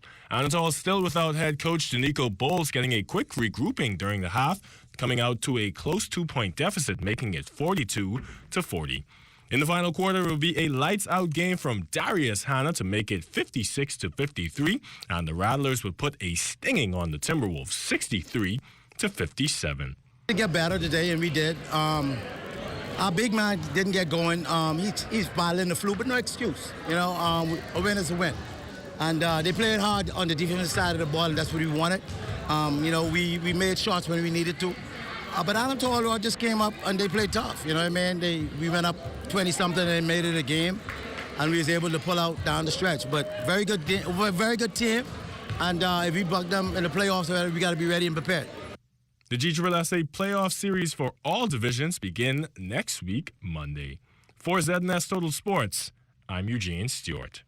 Switching gears, it's perhaps the biggest day on the global sporting calendar. Super Bowl Sunday set for this weekend in Santa Clara, California, as the Seattle Seahawks and New England Patriots battle for gridiron supremacy. And what better way to watch the big game than at a big tailgate party? Balmar set to host their football extravaganza this weekend. And according to their Director of Sales and Marketing, Nadia Bowe, you certainly do not want to miss out. So one thing we pride ourselves on is making sure that the culture is obviously represented here at Bahamar. So while you will get that wonderful stadium-style food, it will be elevated. You will have curated specialty cocktails, and we just do things here the Bahamar way. So we want to make sure that, again, you guys have an amazing time and that you feel like you are right there at the Super Bowl at our big game tailgate. And finally, a number of local sporting organizations have expressed frustrations online due to a recent memo by officials from the National Sports Authority stating that effective February 1st, all entities using its multi-purpose field will be placed on an assigned schedule, and new fees for clubs ranging from $200 to $600 will be implemented. ZNS told sports team catching up with an NSA representative who explained the rationale behind the move. The word I would say is progress. With the fees that we are actually implementing for usage of the field as well and organizing the field, we're going to take this field to the next level. We're going to put in irrigation. We're going to put down bathrooms. We're going to bring bleachers to this facility. This is the best way to do it, a way that in time will benefit everybody who utilizes this facility. It's absolutely absurd that some persons get to come 5 days a week at the detriment of somebody else.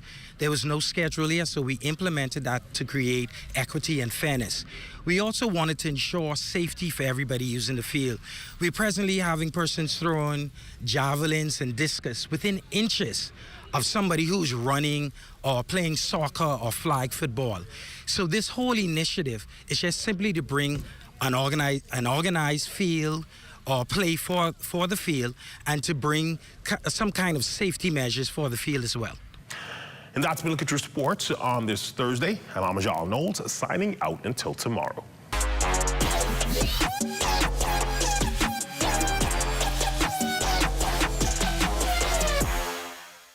Here at Solomon's, we don't just believe in great brands. We believe in creating unforgettable memories and celebrating everyday living with you and your family. Every aisle is filled with all you need, a great value with a variety and a selection of all your favorite groceries and products, saving you time and keeping you on a budget. Great food changes everything. Shop at your local Solomon's for food, for family, for you. At We Buy and Sell, we help you upgrade your home the smart way, from solar panels and solar lights to strong doors, storm-ready windows, tiles, mirrors, vanities, faucets, and more. Everything you need is right here under one roof. Great quality products, great price, and fast, friendly service every day. Visit us on Robinson Road or send us a message on WhatsApp 242-636-8412 or shop anytime at wbusbahamas.com. We Buy and Sell. Upgrade your home today.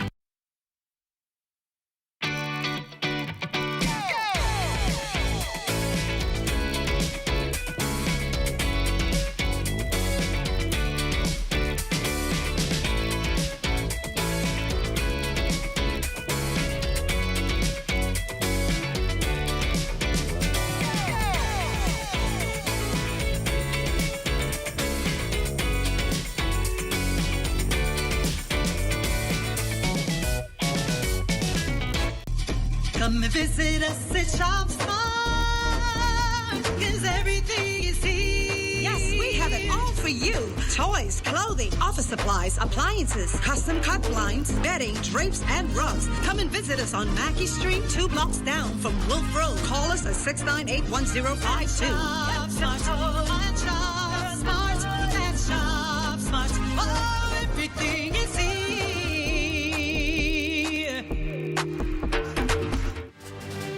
You're looking at downtown Freeport headed west. That shot courtesy of our traveling drone pilot, Kyson Miller. Time now to take a trip to San Salvador. Let's go.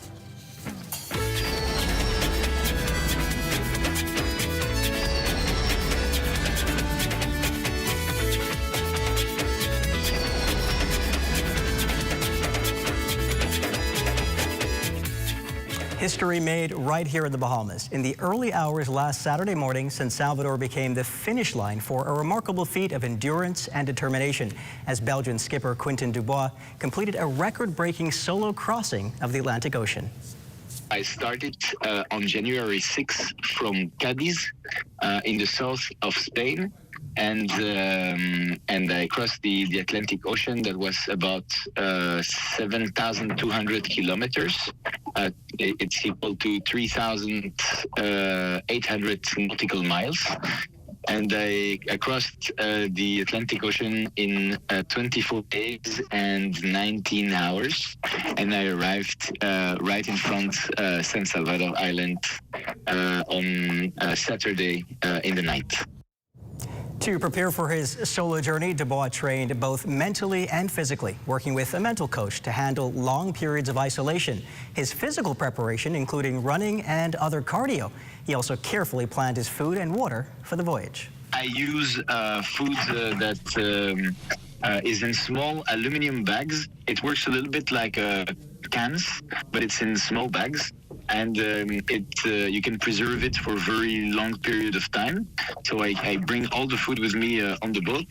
I think I had like 35 kilos of food with me. And then for the water, I bring also all the water, the drinkable water with me. So I took 100 liters, I think, with me in jerry cans. What an incredible journey. Clearly, we still have modern adventurers. And it's now time for Let's Talk Socials with Matea Stewart. The King of Pop is back. All right, social media is officially doing the moonwalk today because the full-length trailer for the Michael Jackson biopic, Michael, just dropped and it's doing numbers. If you felt a shift in the atmosphere, that was just the collective gasp of 116 million people watching this trailer in the first 24 hours. Directed by Antoine Fuqua, this movie is clearly aiming for masterpiece status. It's set to hit the theaters on April 24, 2026, and the runtime, a massive 3.5 hours. Get your popcorn and maybe a cushion ready. The biggest talking point? Jafar Jackson, Michael's real-life nephew, is playing him, and the internet is losing it over the resemblance.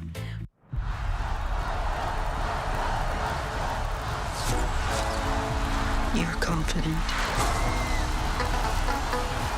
You're strong. You're beautiful. You're the greatest of all time. Let me tell you something. In this life, you're either a winner or you're a loser. Y'all want to work in a steel mill like me for the rest of your days?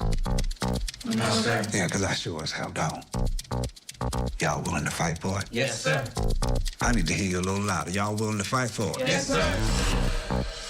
The producers say they're showing the good and the bad, but the public remains skeptical. Is this going to be the biggest biopic of all time, or is it just too much to take in?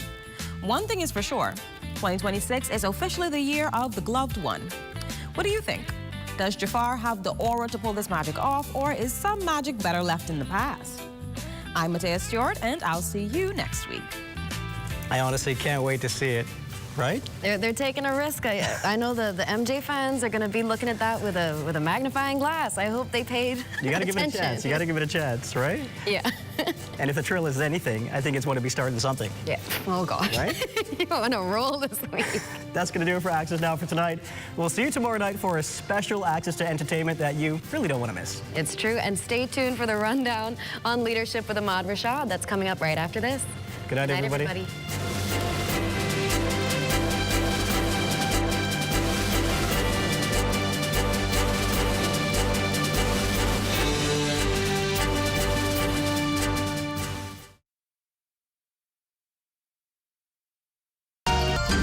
What you see on this television station is governed by IRCA's Code of Practice for Content Regulation. The Code of Practice covers matters relating to program content that are of concern to the community, such as local content, news, current affairs, and programs for children, advertising, including political advertisements, and the responsibilities associated with broadcasting in the Bahamas. The code also covers aspects such as access services for the hearing and visually impaired, and the procedure for lodging. At Harold One, I'm Ted Jervis, and this is ZNS.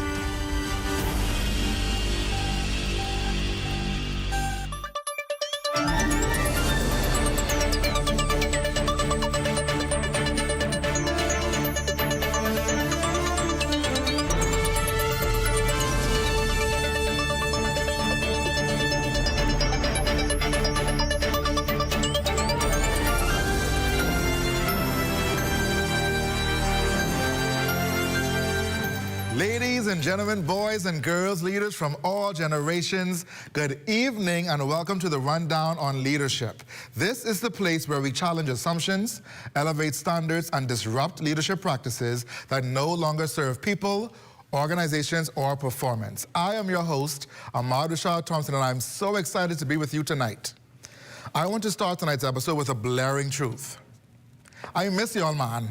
Lord of mercy, we've been away from each other for what seems like forever, but you've not stopped telling us just how much last season meant to you, how much you learned, how much you grew, stretched, and embraced.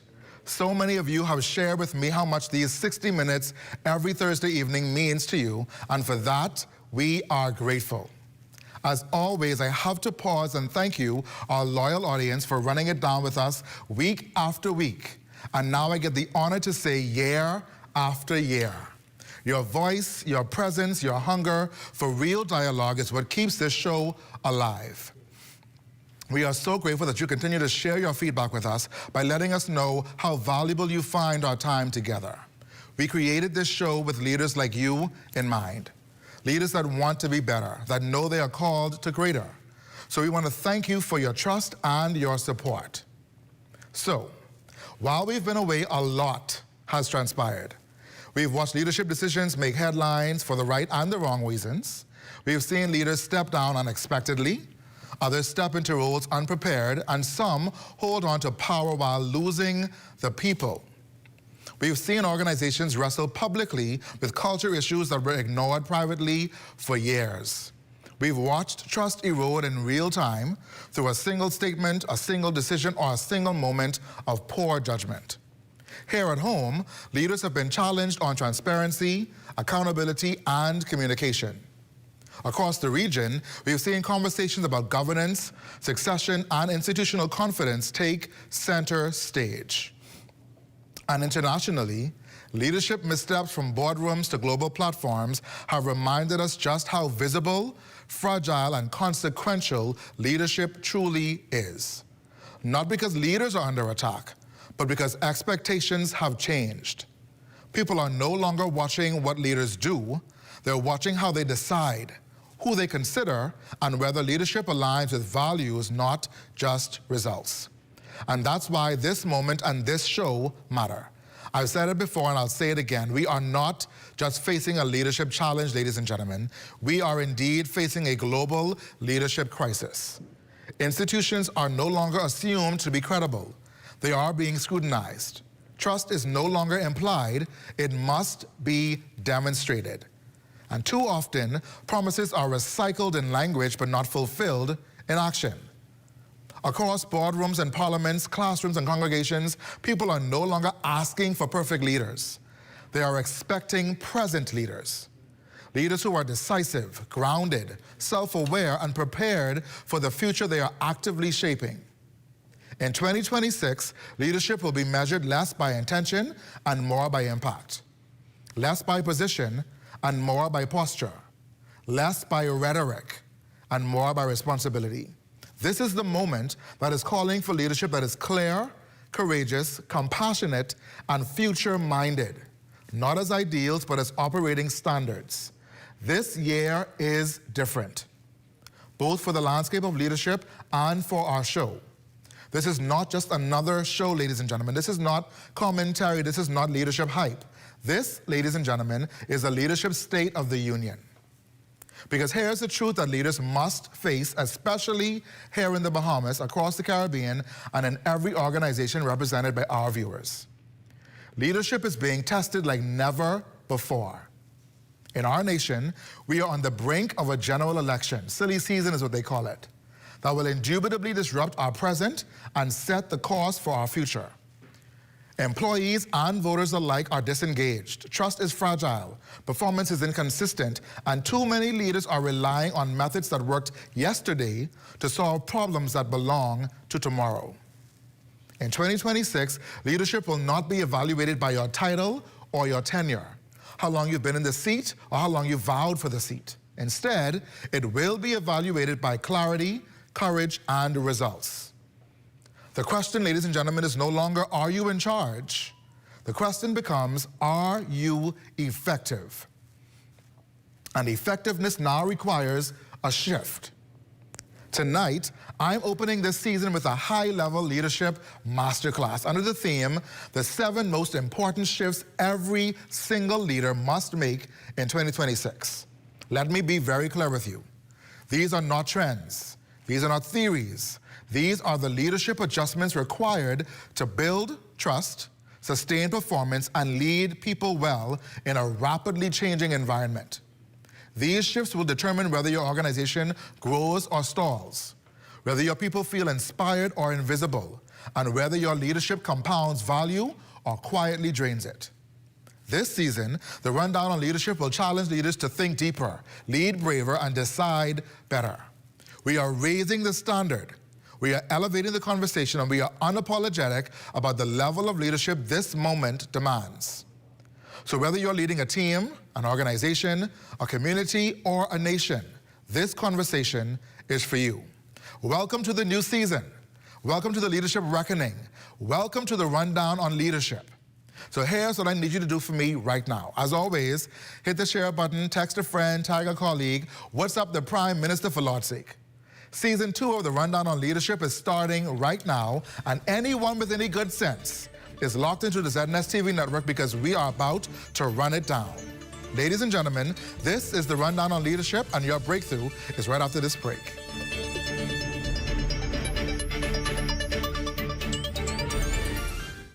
Behind every strong economy is a bold entrepreneur, and we're here to support them, island by island. On Long Island, we've helped 77 entrepreneurs turn their dreams into thriving businesses. Through over $1.9 million in approved funding, the SBDC is strengthening Long Island's economy by investing in its leading sectors: fishing, transportation, and agriculture.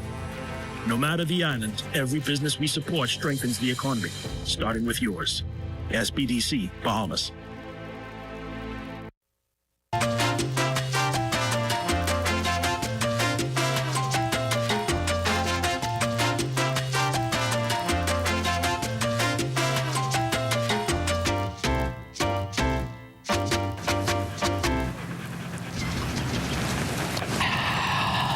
Well, what about me? What about you? What? Well, I thirsty too, you know. You want to see all the water out there? Well, why you don't give me your water, and then you go try and drink that salt water? You crazy, eh? I ain't the one talking to a dog, you know. Ain't nobody can drink salt water. Then why you won't give it to me? All dogs need fresh, cool water and sufficient shelter from the sun all year round, especially on the beach and during the hot summer months. Summers are very hot here in the Bahamas, so please make sure all pets have ample, cool, fresh water in proper containers and sufficient shelter from the sun, even on the beach. And make sure all dog houses and kennels have proper ventilation. Let's make it Bahamian to be humane. This message has been brought to you by the Bahamas Humane Society and the Broadcasting Corporation of the Bahamas. Guess what's back? Bigger, bolder, and trendier than ever. What's Trending returns February 9th with fresh stories, big energy, and all the vibes you love. And yes, we're kicking it off with love.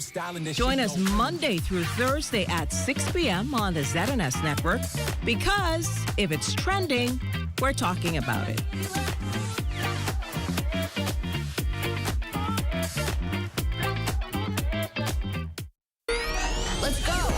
At Frame Studio, as soon as you enter the door, we showcase any individual that comes in there and make it feel like they are at home. The space itself is 1,800 square foot. Our side wall, which is industry standard also, is 24 feet wide. You can do anything that you can possibly think of. At Frame Studio, under our theme, Now Create More, we look at Frame Studio as a canvas. And any artist knows a canvas is blank, and then you create whatever you want to do, right?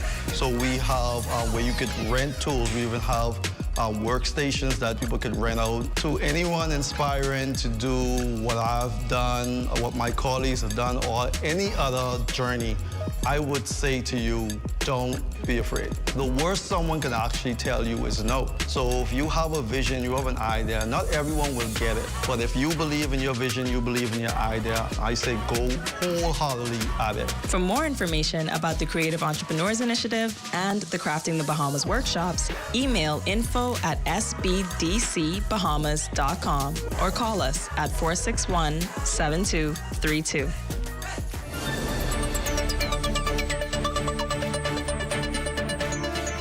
Welcome back, everyone. If you're just joining me, I want you to know to give me a second, y'all, to bring me back. But if you're just joining us tonight, we're having a leadership State of the Union, and we're doing things a little different tonight.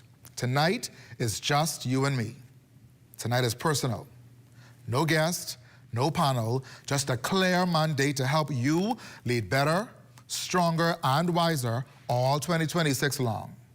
My singular goal is simple: to set you up to lead successfully all year long. We're discussing tonight the 7 shifts leaders must make to be successful in 2026. Notice I didn't say should make, could make, would be nice to make, must make. In this segment, we'll go through the first 4 shifts to help you to understand what we're moving to and from. So, shift number 1, from authority to credibility. In 2026, leadership will no longer be sustained by your title. It will be sustained by credibility, and nothing builds credibility more than visibility. Here's how I frame it. Visibility builds credibility, and credibility leads to viability. People believe what they see, not what you said. Titles may grant access, but credibility earns followership. People trust consistency, not position. See, in this day and age, the only person really concerned with your title and your tenure is you. If you're not prepared to abandon your titles and corner offices, your teams will begin to abandon you.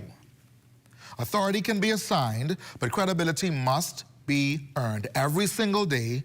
And once credibility becomes the standard, leadership must make another shift. Before we move on to shift number 2, though, when you think of what visibility actually means, what I mean by that is get out of your silos, get out of your offices, get out of your comfort zone, and go out and connect with your teams. People believe what they see, not what you said. And so many of you have been walking around asking questions like, do you know who I am? Do you know how long I've been here? Enlighten me, mama, sir. Tell me how long you've been here.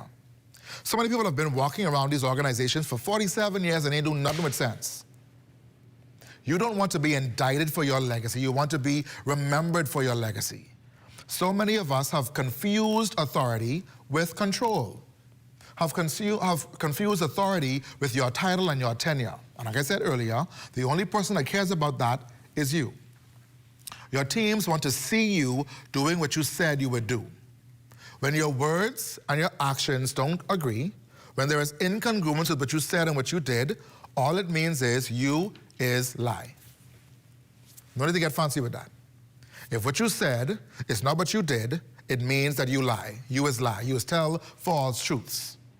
You need to build your credibility in your organizations by being visible in your organizations. Visibility builds credibility.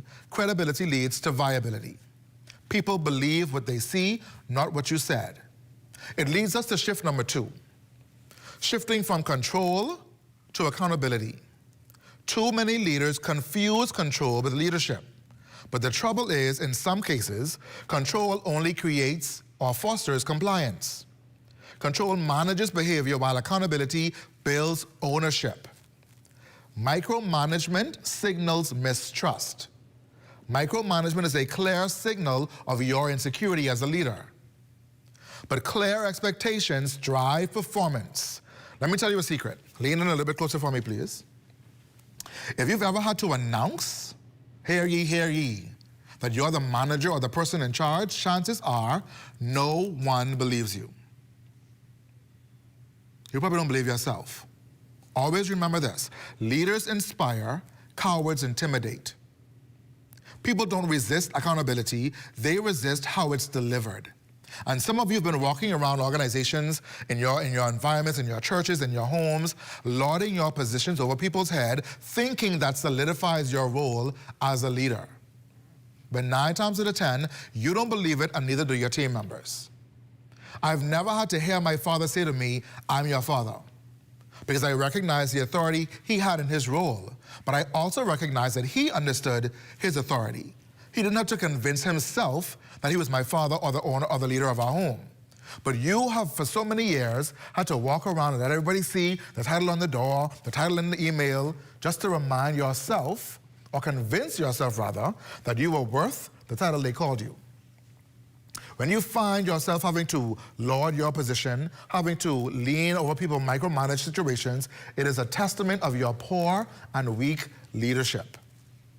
Now, I don't want you to confuse my statements tonight as some level of judgment. It's a point of awareness. It's an opportunity for you to start 2026 in the right mindset, through the right lens, not leading through intimidation, but leading to inspire your teams to be better. Think about the leaders that you've been led by over your time in leadership. Which ones made you feel the best about yourself and your ability? I can guarantee it was not the person that told you who they were every chance they got, that lauded their position over you, that stood over you, head over. You could feel the breath on your air, how close they are to you every day. Those people didn't inspire you to be better, they inspire you to quit your job or to look for another job, to refresh your resume all of a sudden. How many of your team members are looking to refresh their resumes this year because of you? Ask yourself this question. If your team members could pay you for being their leader, how much of you will be paid? How many of you will be able to pay your mortgage this month without scratching your head first? Think about it. That leads me to shift number 3, from vision to clarity.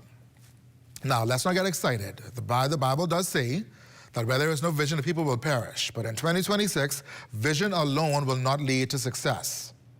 In 2026, clarity is the real currency of leadership. Where there is no clarity, please expect confusion and collusion. When your team members aren't clear on what should be done, they revert to what they've always done or what they feel like doing. Your vision inspires, but clarity is supposed to direct. Too many priorities confuse and frustrate your team members. Fewer, more lucid priorities, clearly communicated, will create and make you more successful. Vision tells people where we're going. Clarity tells them what to do on Monday morning. So many of you have no idea where you are going as a leader. And if you don't know where you're going, how am I supposed to follow you? Where there is a lack of clarity, you can expect confusion and collusion. You can also expect collision. Okay, think about it this way. You know some people in your organization who have the real say. They're the real bosses. That's the gangsters in your organization. The people who, whatever they say, is gospel. When they speak, people move. Not you, Mr. Prime Minister, not you, Mr. President, not you, Mr. CEO. It's the people in the organization who cause things to happen. Those individuals also need clarity. Because when you're not clear on what the goals are for the organization, when your strategy isn't clear, they get to do what they want to do. And so many of you are paying people to show up and do exactly what they want to. People can only do, ladies and gentlemen, what they are allowed to do. In any circumstance, your barber, your hairdresser, your mechanic, your boss, your spouse, anyone in life can only do what they are allowed to do. Let me tell you a story. When I was 8 years old, I thought that I was a man. I thought I'd reached the pinnacle of manhood. And I slammed a door in my parents' home. I'm talking about slam, bam, wall shake, window shatter. And if you know my mother, she is the girliest girl you'll ever meet. Lashes always, she's go to the food store in prom dress. So you know, she ain't know how to take no door off no hinge. But before I could blink, I found myself on the outside of our home with the door in my hand. My mommy take off the door off the hinge, y'all. Nails gone to bed, prom dress on in the house for no reason, just looking good for fun. And she said, son, let me tell you a secret. If you feel the need to try this again, what your father and I will do, you could build your own house. Build your house how you want to build it. And we'll gift you this door to put in your house. And you can slam it whenever you want to slam it. But if you could live here, what you ain't gonna do is that.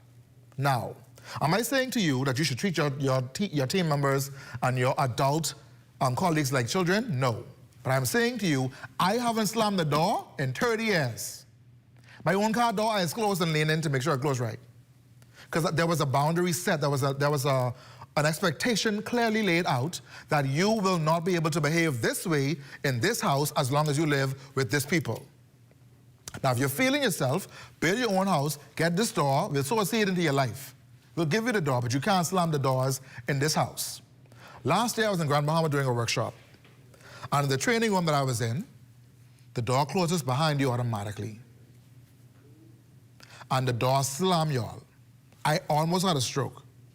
I ain't slammed door in 30 years, I tell you. Because there was a clearly defined boundary, a clearly defined expectation that I couldn't avoid. If I chose to, there would be a consequence to follow. And that leads me to shift number 4. From manual leadership to augmented leadership. There is no way that I'm going to talk to you tonight about the shifts that you must make and not talk about AI. In the conversation, we have to include the responsibility that you have to lead in a world where AI is everywhere. But let me be clear, ladies and gentlemen, this is not only about becoming a tech expert. This is about becoming an augmented leader. AI will not replace leadership, but leaders who refuse to use AI will be replaced. The leaders who are embracing technology and advancing technology are going to replace you. Leaders who don't, AI increases, the speed by which you lead. But leaders must protect judgment. Efficiency without wisdom creates expensive and unnecessary mistakes. Don't give your whole job to ChatGPT. But your job as a leader is to set rules, provide guidelines. What will we automate? What will we verify? What remains human? But you've got to see AI as a tool and use it to reduce the noise, reduce the inefficiencies, right? So you and your leaders can focus on decisions, people, and strategy. AI can increase productivity, but only leadership can increase wisdom. If you abandon your role as a leader by trusting it with AI, you will lose. People are onto you, and they can smell the ChatGPT from a mile away. You think you're sharp, you ain't as sharp as that. But people are looking for heart in leadership. People are looking for people who see them, who recognize them, who know that their children or their child had an assembly this morning or had a mishap at school last week. They are looking for the internal human approach to leadership, even as you approach and advance yourself technologically. If you're giving your employee engagement, your performance improvement, your performance management all to AI, which you should be investing in systems that make your job easier and make you a more efficient leader. But you do not forego leadership, and you don't give leadership to ChatGPT or to AI. And I'm referencing ChatGPT often, but it's not the only form of AI, I'm sure, that you're using in your organizations. But my point to you here, especially with this AI point, y'all, you cannot forego humanity for a system. People still relate and follow who they relate to. Your best example of this is Jesus Christ. Jesus came to earth and went where the sinners were. He didn't cast judgment. He showed them a different way and encouraged them to make better decisions. You as a leader have to show your team members the value in AI, the value in this use of technology, but you must demonstrate sound and human leadership every single chance you get. Those first 4 shifts shape the leader internally. What I want you to understand, though, is that internal work is the first part. How you show up now and demonstrate this is going to take you to your next level in leadership. In 2026, people aren't looking for robotics. They're looking for real connections. People want you to know that they see you, that you see them, and that they see you. You have a responsibility, leaders, as you embrace technology, as you shift from control to accountability, as you make these very important internal shifts, that they translate and transcend into your workplace. When we return from our break, we'll talk about the shifts that determine your impact and establish your legacy. Stay close, everyone. Your breakthrough continues after this break.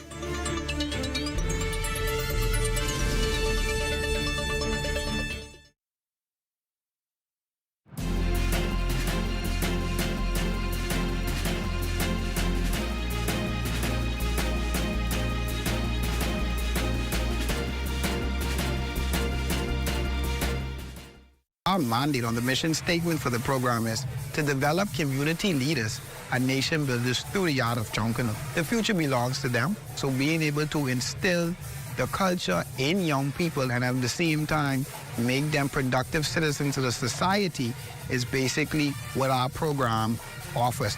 We teach them from scratch, so how to pace, how to beat a drum, how to ring a cowbell, how to blow a horn, to get that good understanding of what the culture is like. The program is more than just Jonkono itself, where we bring a group of teens to perform, but we also assist them with life lessons find scholarship opportunities for them to go abroad and further their education. In this day and time, it's very hard for kids coming up, and so we try to find means within the Junkanoo arena, but at the same time use just Junkanoo as the outlet to make them better at night. Crime-free? Looks like me. Do your part. Join the movement to a safer Bahamas. The internet isn't just for surfing. There's a sea of shoppers buying online, and you can connect with them on Tingsy. Tingsy is the SBDC's online storefront built for Bahamians. Take your business to the next level by selling to customers online, both at home and around the world. People want Bahamian things, and if you got things to sell, sell on Tingsy. Find out how you can connect with a sea of buyers by visiting tingsybahamas.com. We play just like your kids. We text just like your kids. We learn. We even cook. We take selfies. We have hobbies. And we love sports. In every way, we are just like everyone else and enjoy the same things and live our lives every day, just like you do. So if you happen to meet us, treat us just like everyone else. Because at the end of the day, we're just like you. Living life with Down syndrome is simply living. To learn more about Down syndrome, call 727-2105. This message is brought to you by the Grand Bahama Down Syndrome Society. The Public Hospitals Authority wishes to ensure that you and your family are safe and prepared during the hurricane season. There are a few simple rules to follow that will help you to better manage your health during a storm. Ensure you have a 2-week supply of any medications you are taking. Ensure you have a first aid kit. Ensure you make contact with your healthcare provider to reschedule any appointments or procedures that may have been scheduled ahead of the storm. The public is reminded that ambulance services are only provided to service medical emergencies. The National Emergency Medical Services advises the public that once winds exceed 50 miles per hour, ambulance services are discontinued until the all clear is given.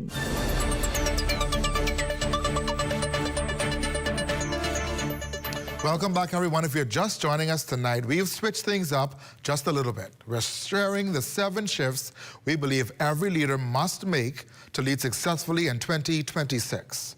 The first 4 shifts that I shared with you shape the leader internally. These last 3 that we're going to go through are going to help you to shape your legacy. But before I go any further into these last 3 shifts, I want to talk to you about something that I've come up with called decision confidence. Many leaders right now, you're in the 2nd month of this year. You're in the 2nd month of this first quarter. And many leaders are still stuck where they were last quarter because of indecision. It's one of the biggest crises organizations face right now. Indecision keeps so many leaders and team members and organizations stifled and stagnated. And I want to break down what I consider the CI3 framework. This CI3 framework helps you to understand where you're going wrong in the point of making decisions. You may say, Ahmad, decision making is no big deal. Mom or sir, think about it. The reason you've been stuck for so long in your ability to move forward is because you couldn't decide.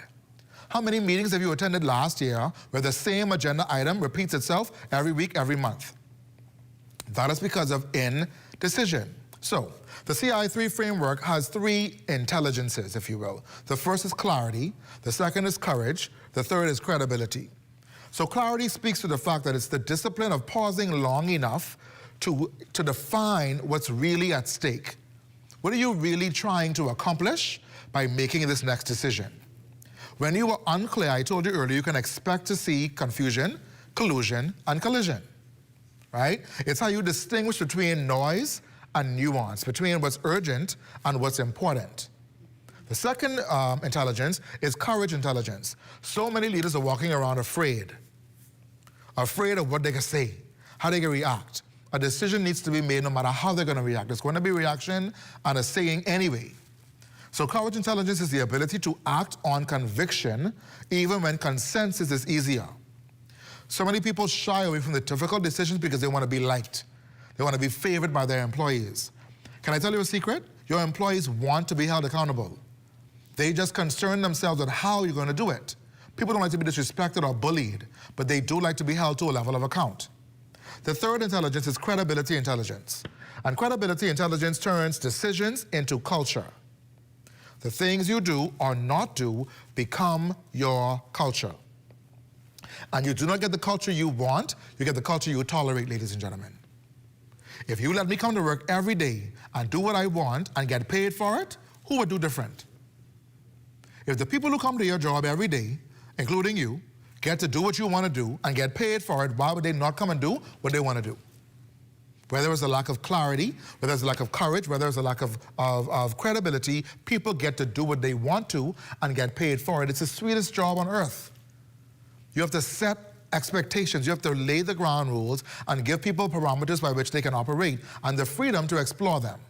So, if you have this framework then, if you have this clarity intelligence, courage intelligence, and then you also have this credibility intelligence, what do you do with it then?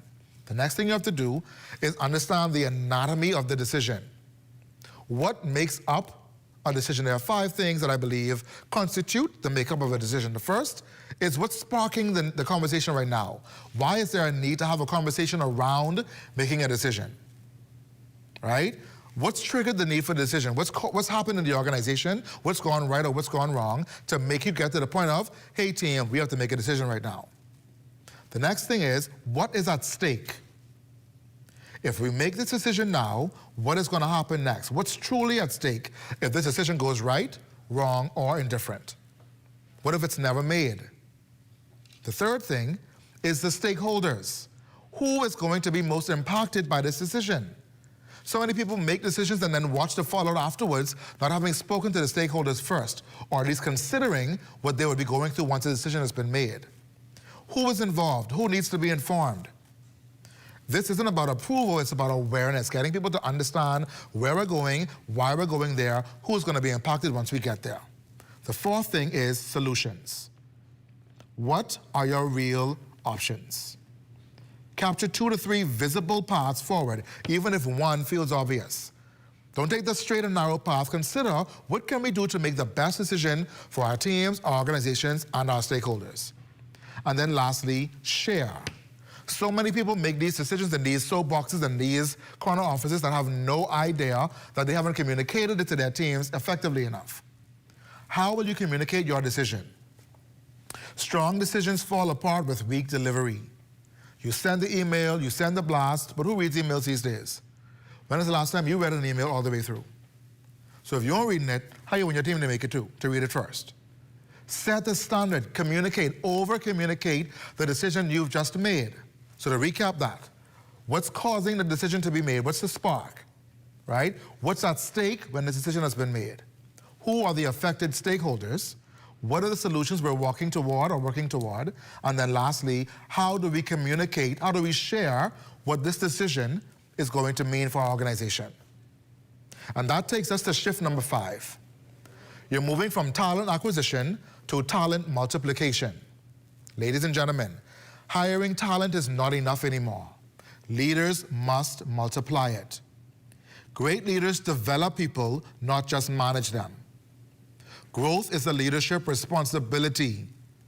Strong leaders leave people better. In your succession strategy, if your succession strategy, is to panic after someone critical in a position has resigned, that is not strategy, that's chaos. And what today's workforce is needing is growth. It isn't a nice to have, it is a requirement. If people can't see themselves evolving in your organization, they will not stay in your organization. And if under your leadership, people can't trace their success back to development because of something you did, what was the point of you being in the first place as their leader? You have a responsibility of navigating people's success for them, helping them to see their journey, their way along the journey in your organization. If you as the leader are keeping me back and not propelling me forward, we have a problem. Think about it this way. How many people have you been led by that tried their best to keep you right where they met you? They saw your potential and saw it as a threat versus an opportunity to propel you or to advance you. They became threatened by you and your ability to perform. You cannot be that leader. People in this day and age, these Generation Z and these low-end millennials, low-end meaning the younger ones, are not waiting around for you to advance them. They're looking for their own advancement. I was doing a workshop a couple of weeks ago for a local hotel in the Bahamas. And one of the ladies stood up and she said to me, Mr. Thompson, I hired a young man, he was 19 years old. He started to work maybe 2 months in. And she said, he came to work this day, normal. They had their briefing, he went about his day. She noticed she hadn't seen him for a few hours, so she called him. The young man said to her, oh, Mom, I've reevaluated my life decisions. I don't work for y'all no more. The uniform is in the bathroom. Wait a minute. All your life, you've been raised to find a good job, stick it through, be loyal, man up, keep moving, be positive. And you're now leading people who tell you, I've left the uniform in the bathroom, I've reevaluated my situation. I don't work there no more. You can't afford to lead people the way you were led 40 years ago. That's not effective leadership. And people aren't waiting around for decades to get the next prong up. They are looking to find themselves on the organizational chart to get to the next level. And they're not waiting around for you to make it happen for them. They are the ones that are going to make it happen for themselves. And if they can't find leadership that's going to help them to propel, help them to advance, they will leave you right where they met you. But you're the same one talking about these young people, they ain't got no stickability, they ain't got no loyalty. Man, stay and hang around for you to get it together. They're waiting for you to show up or not. And if you don't, the young people would say, fire, burn. So, that brings me to shift number 6. You're shifting from comfort to courage. I've said it before on this show. The only thing that grows in your comfort zone is your waistline. Yes, Mom. Yes, sir. Every year is new year, new me. Only thing new is your dress size or your pant size, sir, Mom. With all due respect. Comfort does not bring next level. Comfort does not result in the next thing for your business. And if you're going to move from being comfortable to being courageous, you have to ask yourself this question. When was the last time the thing that you avoided went away on its own? Or miraculously got better? Exactly. Avoided conversations aren't leadership. That's leadership debt, ladies and gentlemen. So many leaders confuse avoidance for professionalism. They say things like, I'm just being direct. I tell it like I see it. I'm a straight shooter. Ladies and gentlemen, that is cowardly.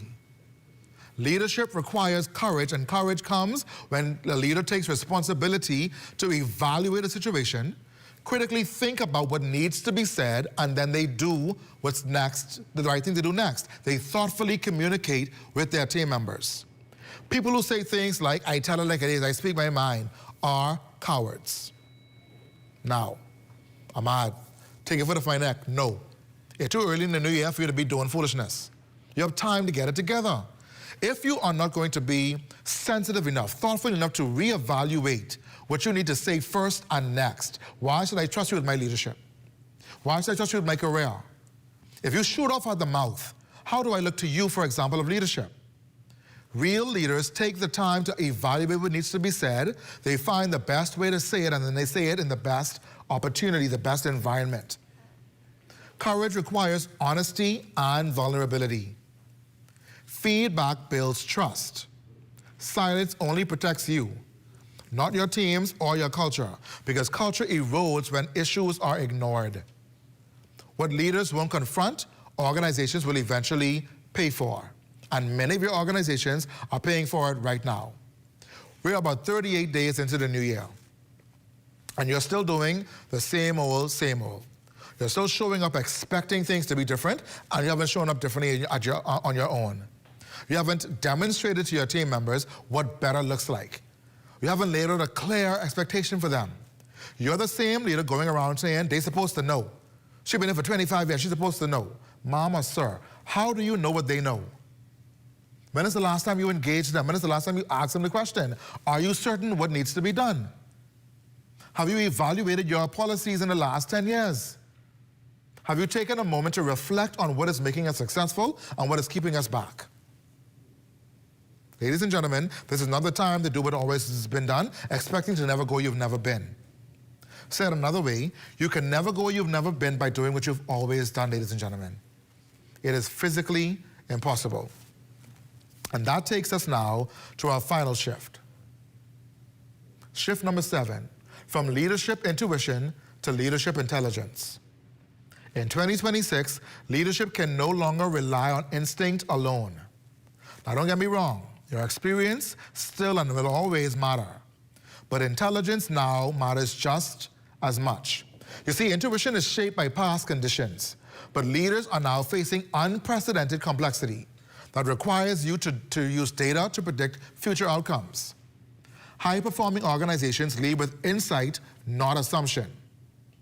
Leadership intelligence includes data, context, systems, and people signals. In this year of our Lord, decisions must be informed, not just confidence.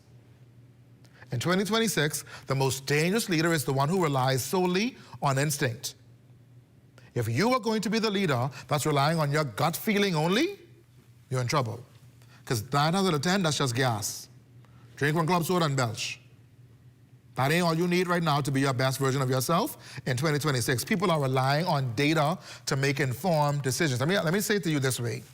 So many people are off-put and caught off guard when they get their employee survey results. You take all this money to invest in this platform to have your employees tell you what you knew 5 months ago, 1 year ago, 3 years ago. Nothing has changed because you haven't changed. And personally, I advocate for getting feedback from your teams and sharing feedback with your teams. But the employee engagement model, the employee engagement survey model, is antiquated. You wait all year long to find out from me one day what's gone right or what's gone wrong. People do one of two things. They tell you the truth or they tell you a lie. And the truth, you try to cover up with what just happened last week. Well, that's only because it's Christmas time. That's only because the election just soon come. Versus understanding and reviewing the data. How many times have you, as HR leads, as organization leaders in your departments at work, received data and never gone through them?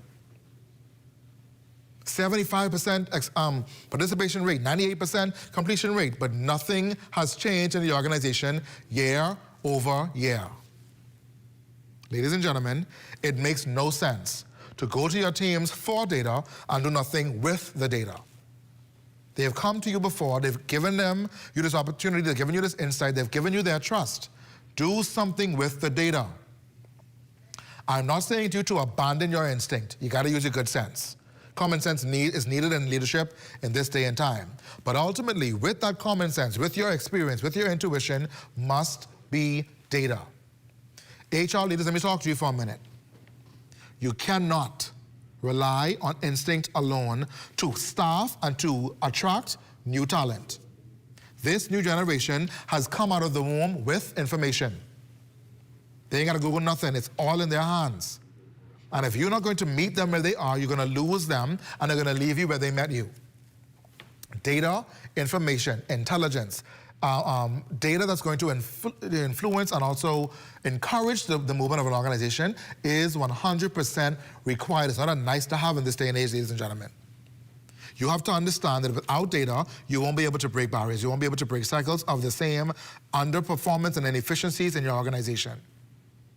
I worked for an organization a couple of years ago, and one of the things we had to do was to explain to the team members why we were asking them for their data. What were we going to be doing with it?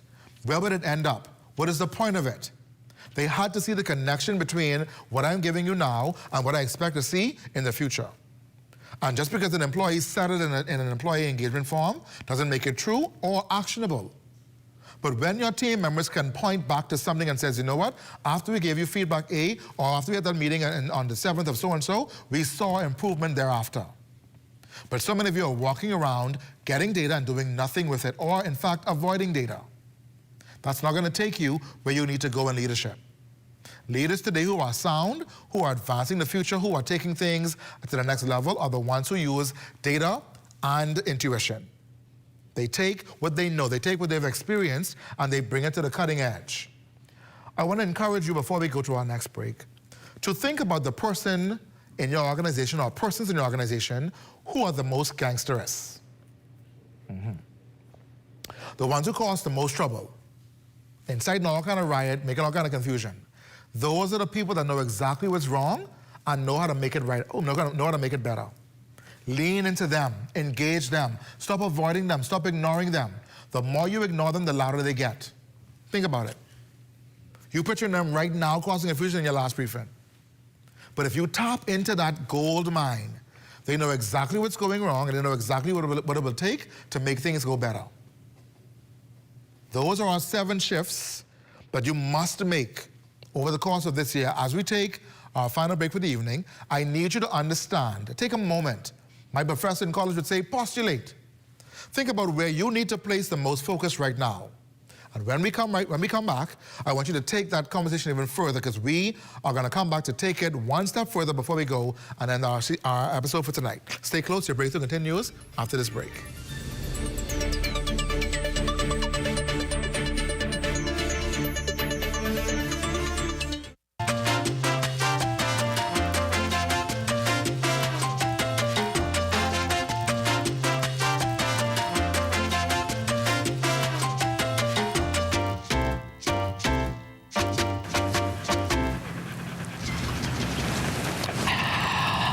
Well, what about me? What about you? What? Well, I thirsty too, you know. You want to see all the water out there? Well, why you don't give me your water, and then you go try and drink that salt water? You crazy, eh? I ain't the one talking to a dog, you know. Ain't nobody can drink salt water. Then why you won't give it to me? All dogs need fresh, cool water and sufficient shelter from the sun all year round, especially on the beach and during the hot summer months. Summers are very hot here in the Bahamas, so please make sure all pets have ample, cool, fresh water in proper containers and sufficient shelter from the sun, even on the beach. And make sure all dog houses and kennels have proper ventilation. Let's make it Bahamian to be humane. This message has been brought to you by the Bahamas Humane Society and the Broadcasting Corporation of the Bahamas. My motto is one girl at a time. If we start with just one thing and we build on that, I think that makes a whole big difference. When we started out, we didn't anticipate having 1,000 children here. Our goal was to reach one child at a time. The whole idea was to find a safe place for them, some place for them to express their talents and their giftings, and also a positive environment for them to be in. I do the work that I do in my community because I see that they can become more than they are. I can see that they will be great in this community. I can see born leaders. And one thing I can say, the change in them has affected their families. If we started something small, it grows, and we have a greater impact on the community as a whole. Crime-free looks like me. Do your part. Join the movement to a safer Bahamas. Battling for Bay is a joke compared to battling colon cancer. You want to protect your quarterback? You need to protect your body. The same way we declare that we will be victorious on Bay Street, it's the same way you will declare that you'll be victorious over colon cancer. Colon cancer is the 3rd most common cancer affecting Bahamians. Both men and women are affected equally. Fortunately, colon cancer can be prevented by scheduling routine visits with your doctor, by being aware of the symptoms, and by having some form of colon cancer screening when appropriate. If you're over the age of 45, talk to your doctor about having a colonoscopy today so that you can avoid a conversation about colon cancer tomorrow.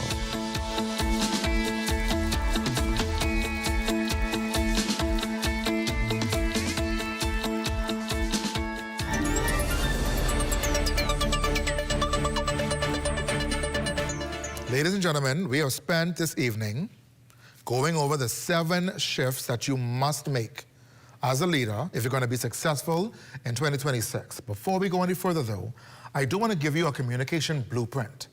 So many people are making mistakes in the organization because they don't know how to talk to people, man.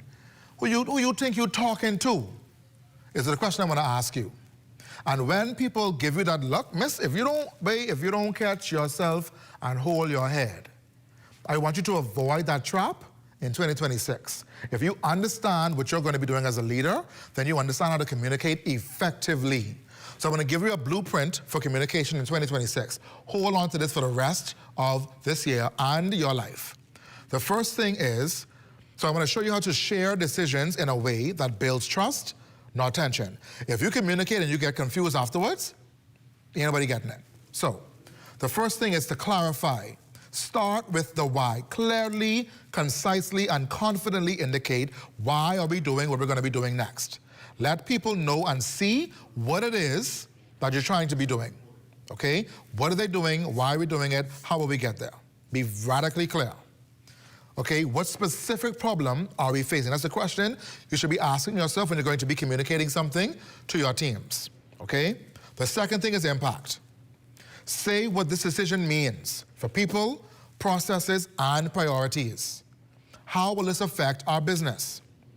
What's changing and what isn't? What does this mean for our team, for our stakeholders, for our customers, for everyone involved? The third thing is implement. Who is going to be involved and when does this thing take effect? We come to these board meetings, we go to these town halls, we go to all these big fancy meetings, and we have no idea how what's just been discussed is going to be implemented. What's the point of that? You're making yourself seem more and more inefficient. Have a clear strategy. Once we roll this out, here's the implementation strategy that's going to follow next. Here's who is going to be implementing, here's who's going to be affected by implementing, and here's how the implementation will take shape over what course of time. Ask yourself the question, who will be affected and how will they be affected? The last thing is model. Ladies and gentlemen, if you are a leader that says things like, do as I say, not what I do, for Lord's sake, clock out. Just clock out. Don't go back to work tomorrow morning. Just don't go back. Just send a letter. Let the bird carry the resignation letter to the office tomorrow because you ain't making no sense. If you still walk around talking stuff like, do as I say, not what I do, you mix up. You're confused. You have to demonstrate, model the behavior you're expecting from your teams. When decisions are modeled with integrity and consistency, trust compounds, even when people don't agree. I don't have to agree with your decision to enact your decision. Franklin Butler would say it this way. He would say, trust is your leadership currency. If you ain't got no trust, you broke as the leader, brother. I can tell you now.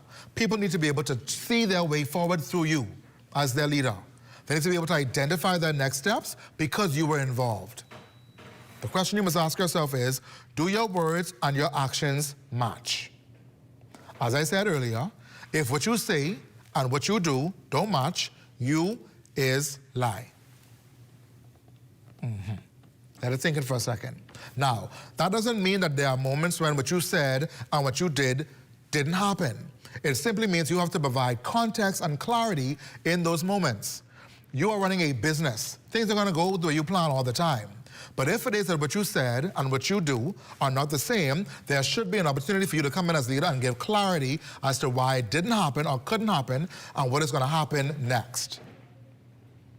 I hope that's landing well with you, because if you don't understand that, we have a different discussion to have.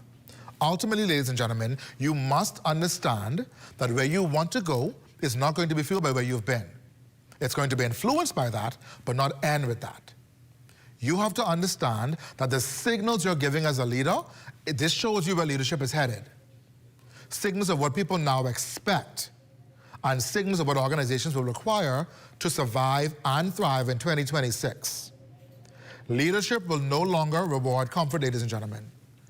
It will reward clarity, courage, and accountability. My challenge to you tonight is simple. Don't admire these shifts. Apply them.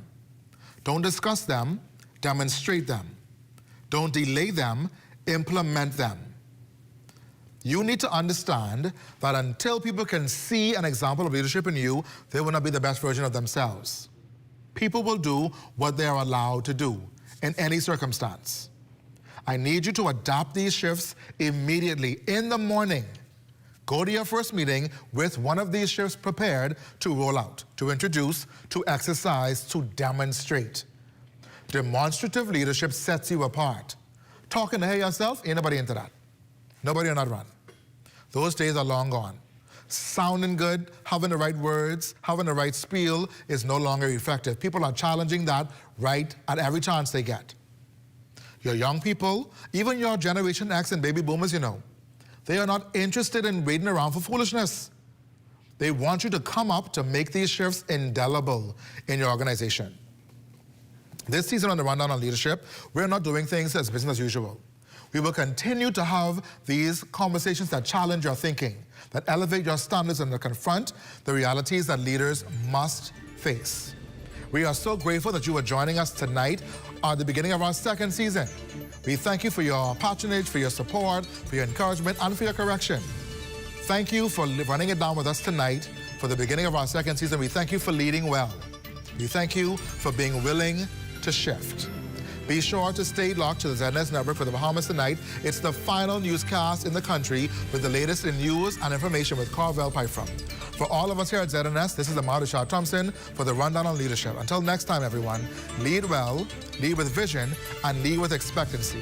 We'll see you next week should the Lord delay his calling. Great night, everyone. Take care.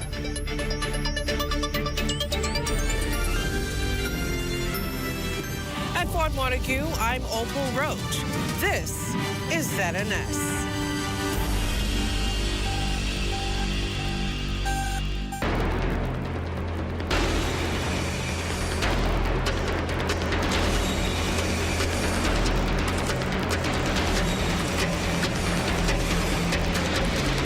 It's time for Focus Forward, sponsored by Invest Grand Bahama.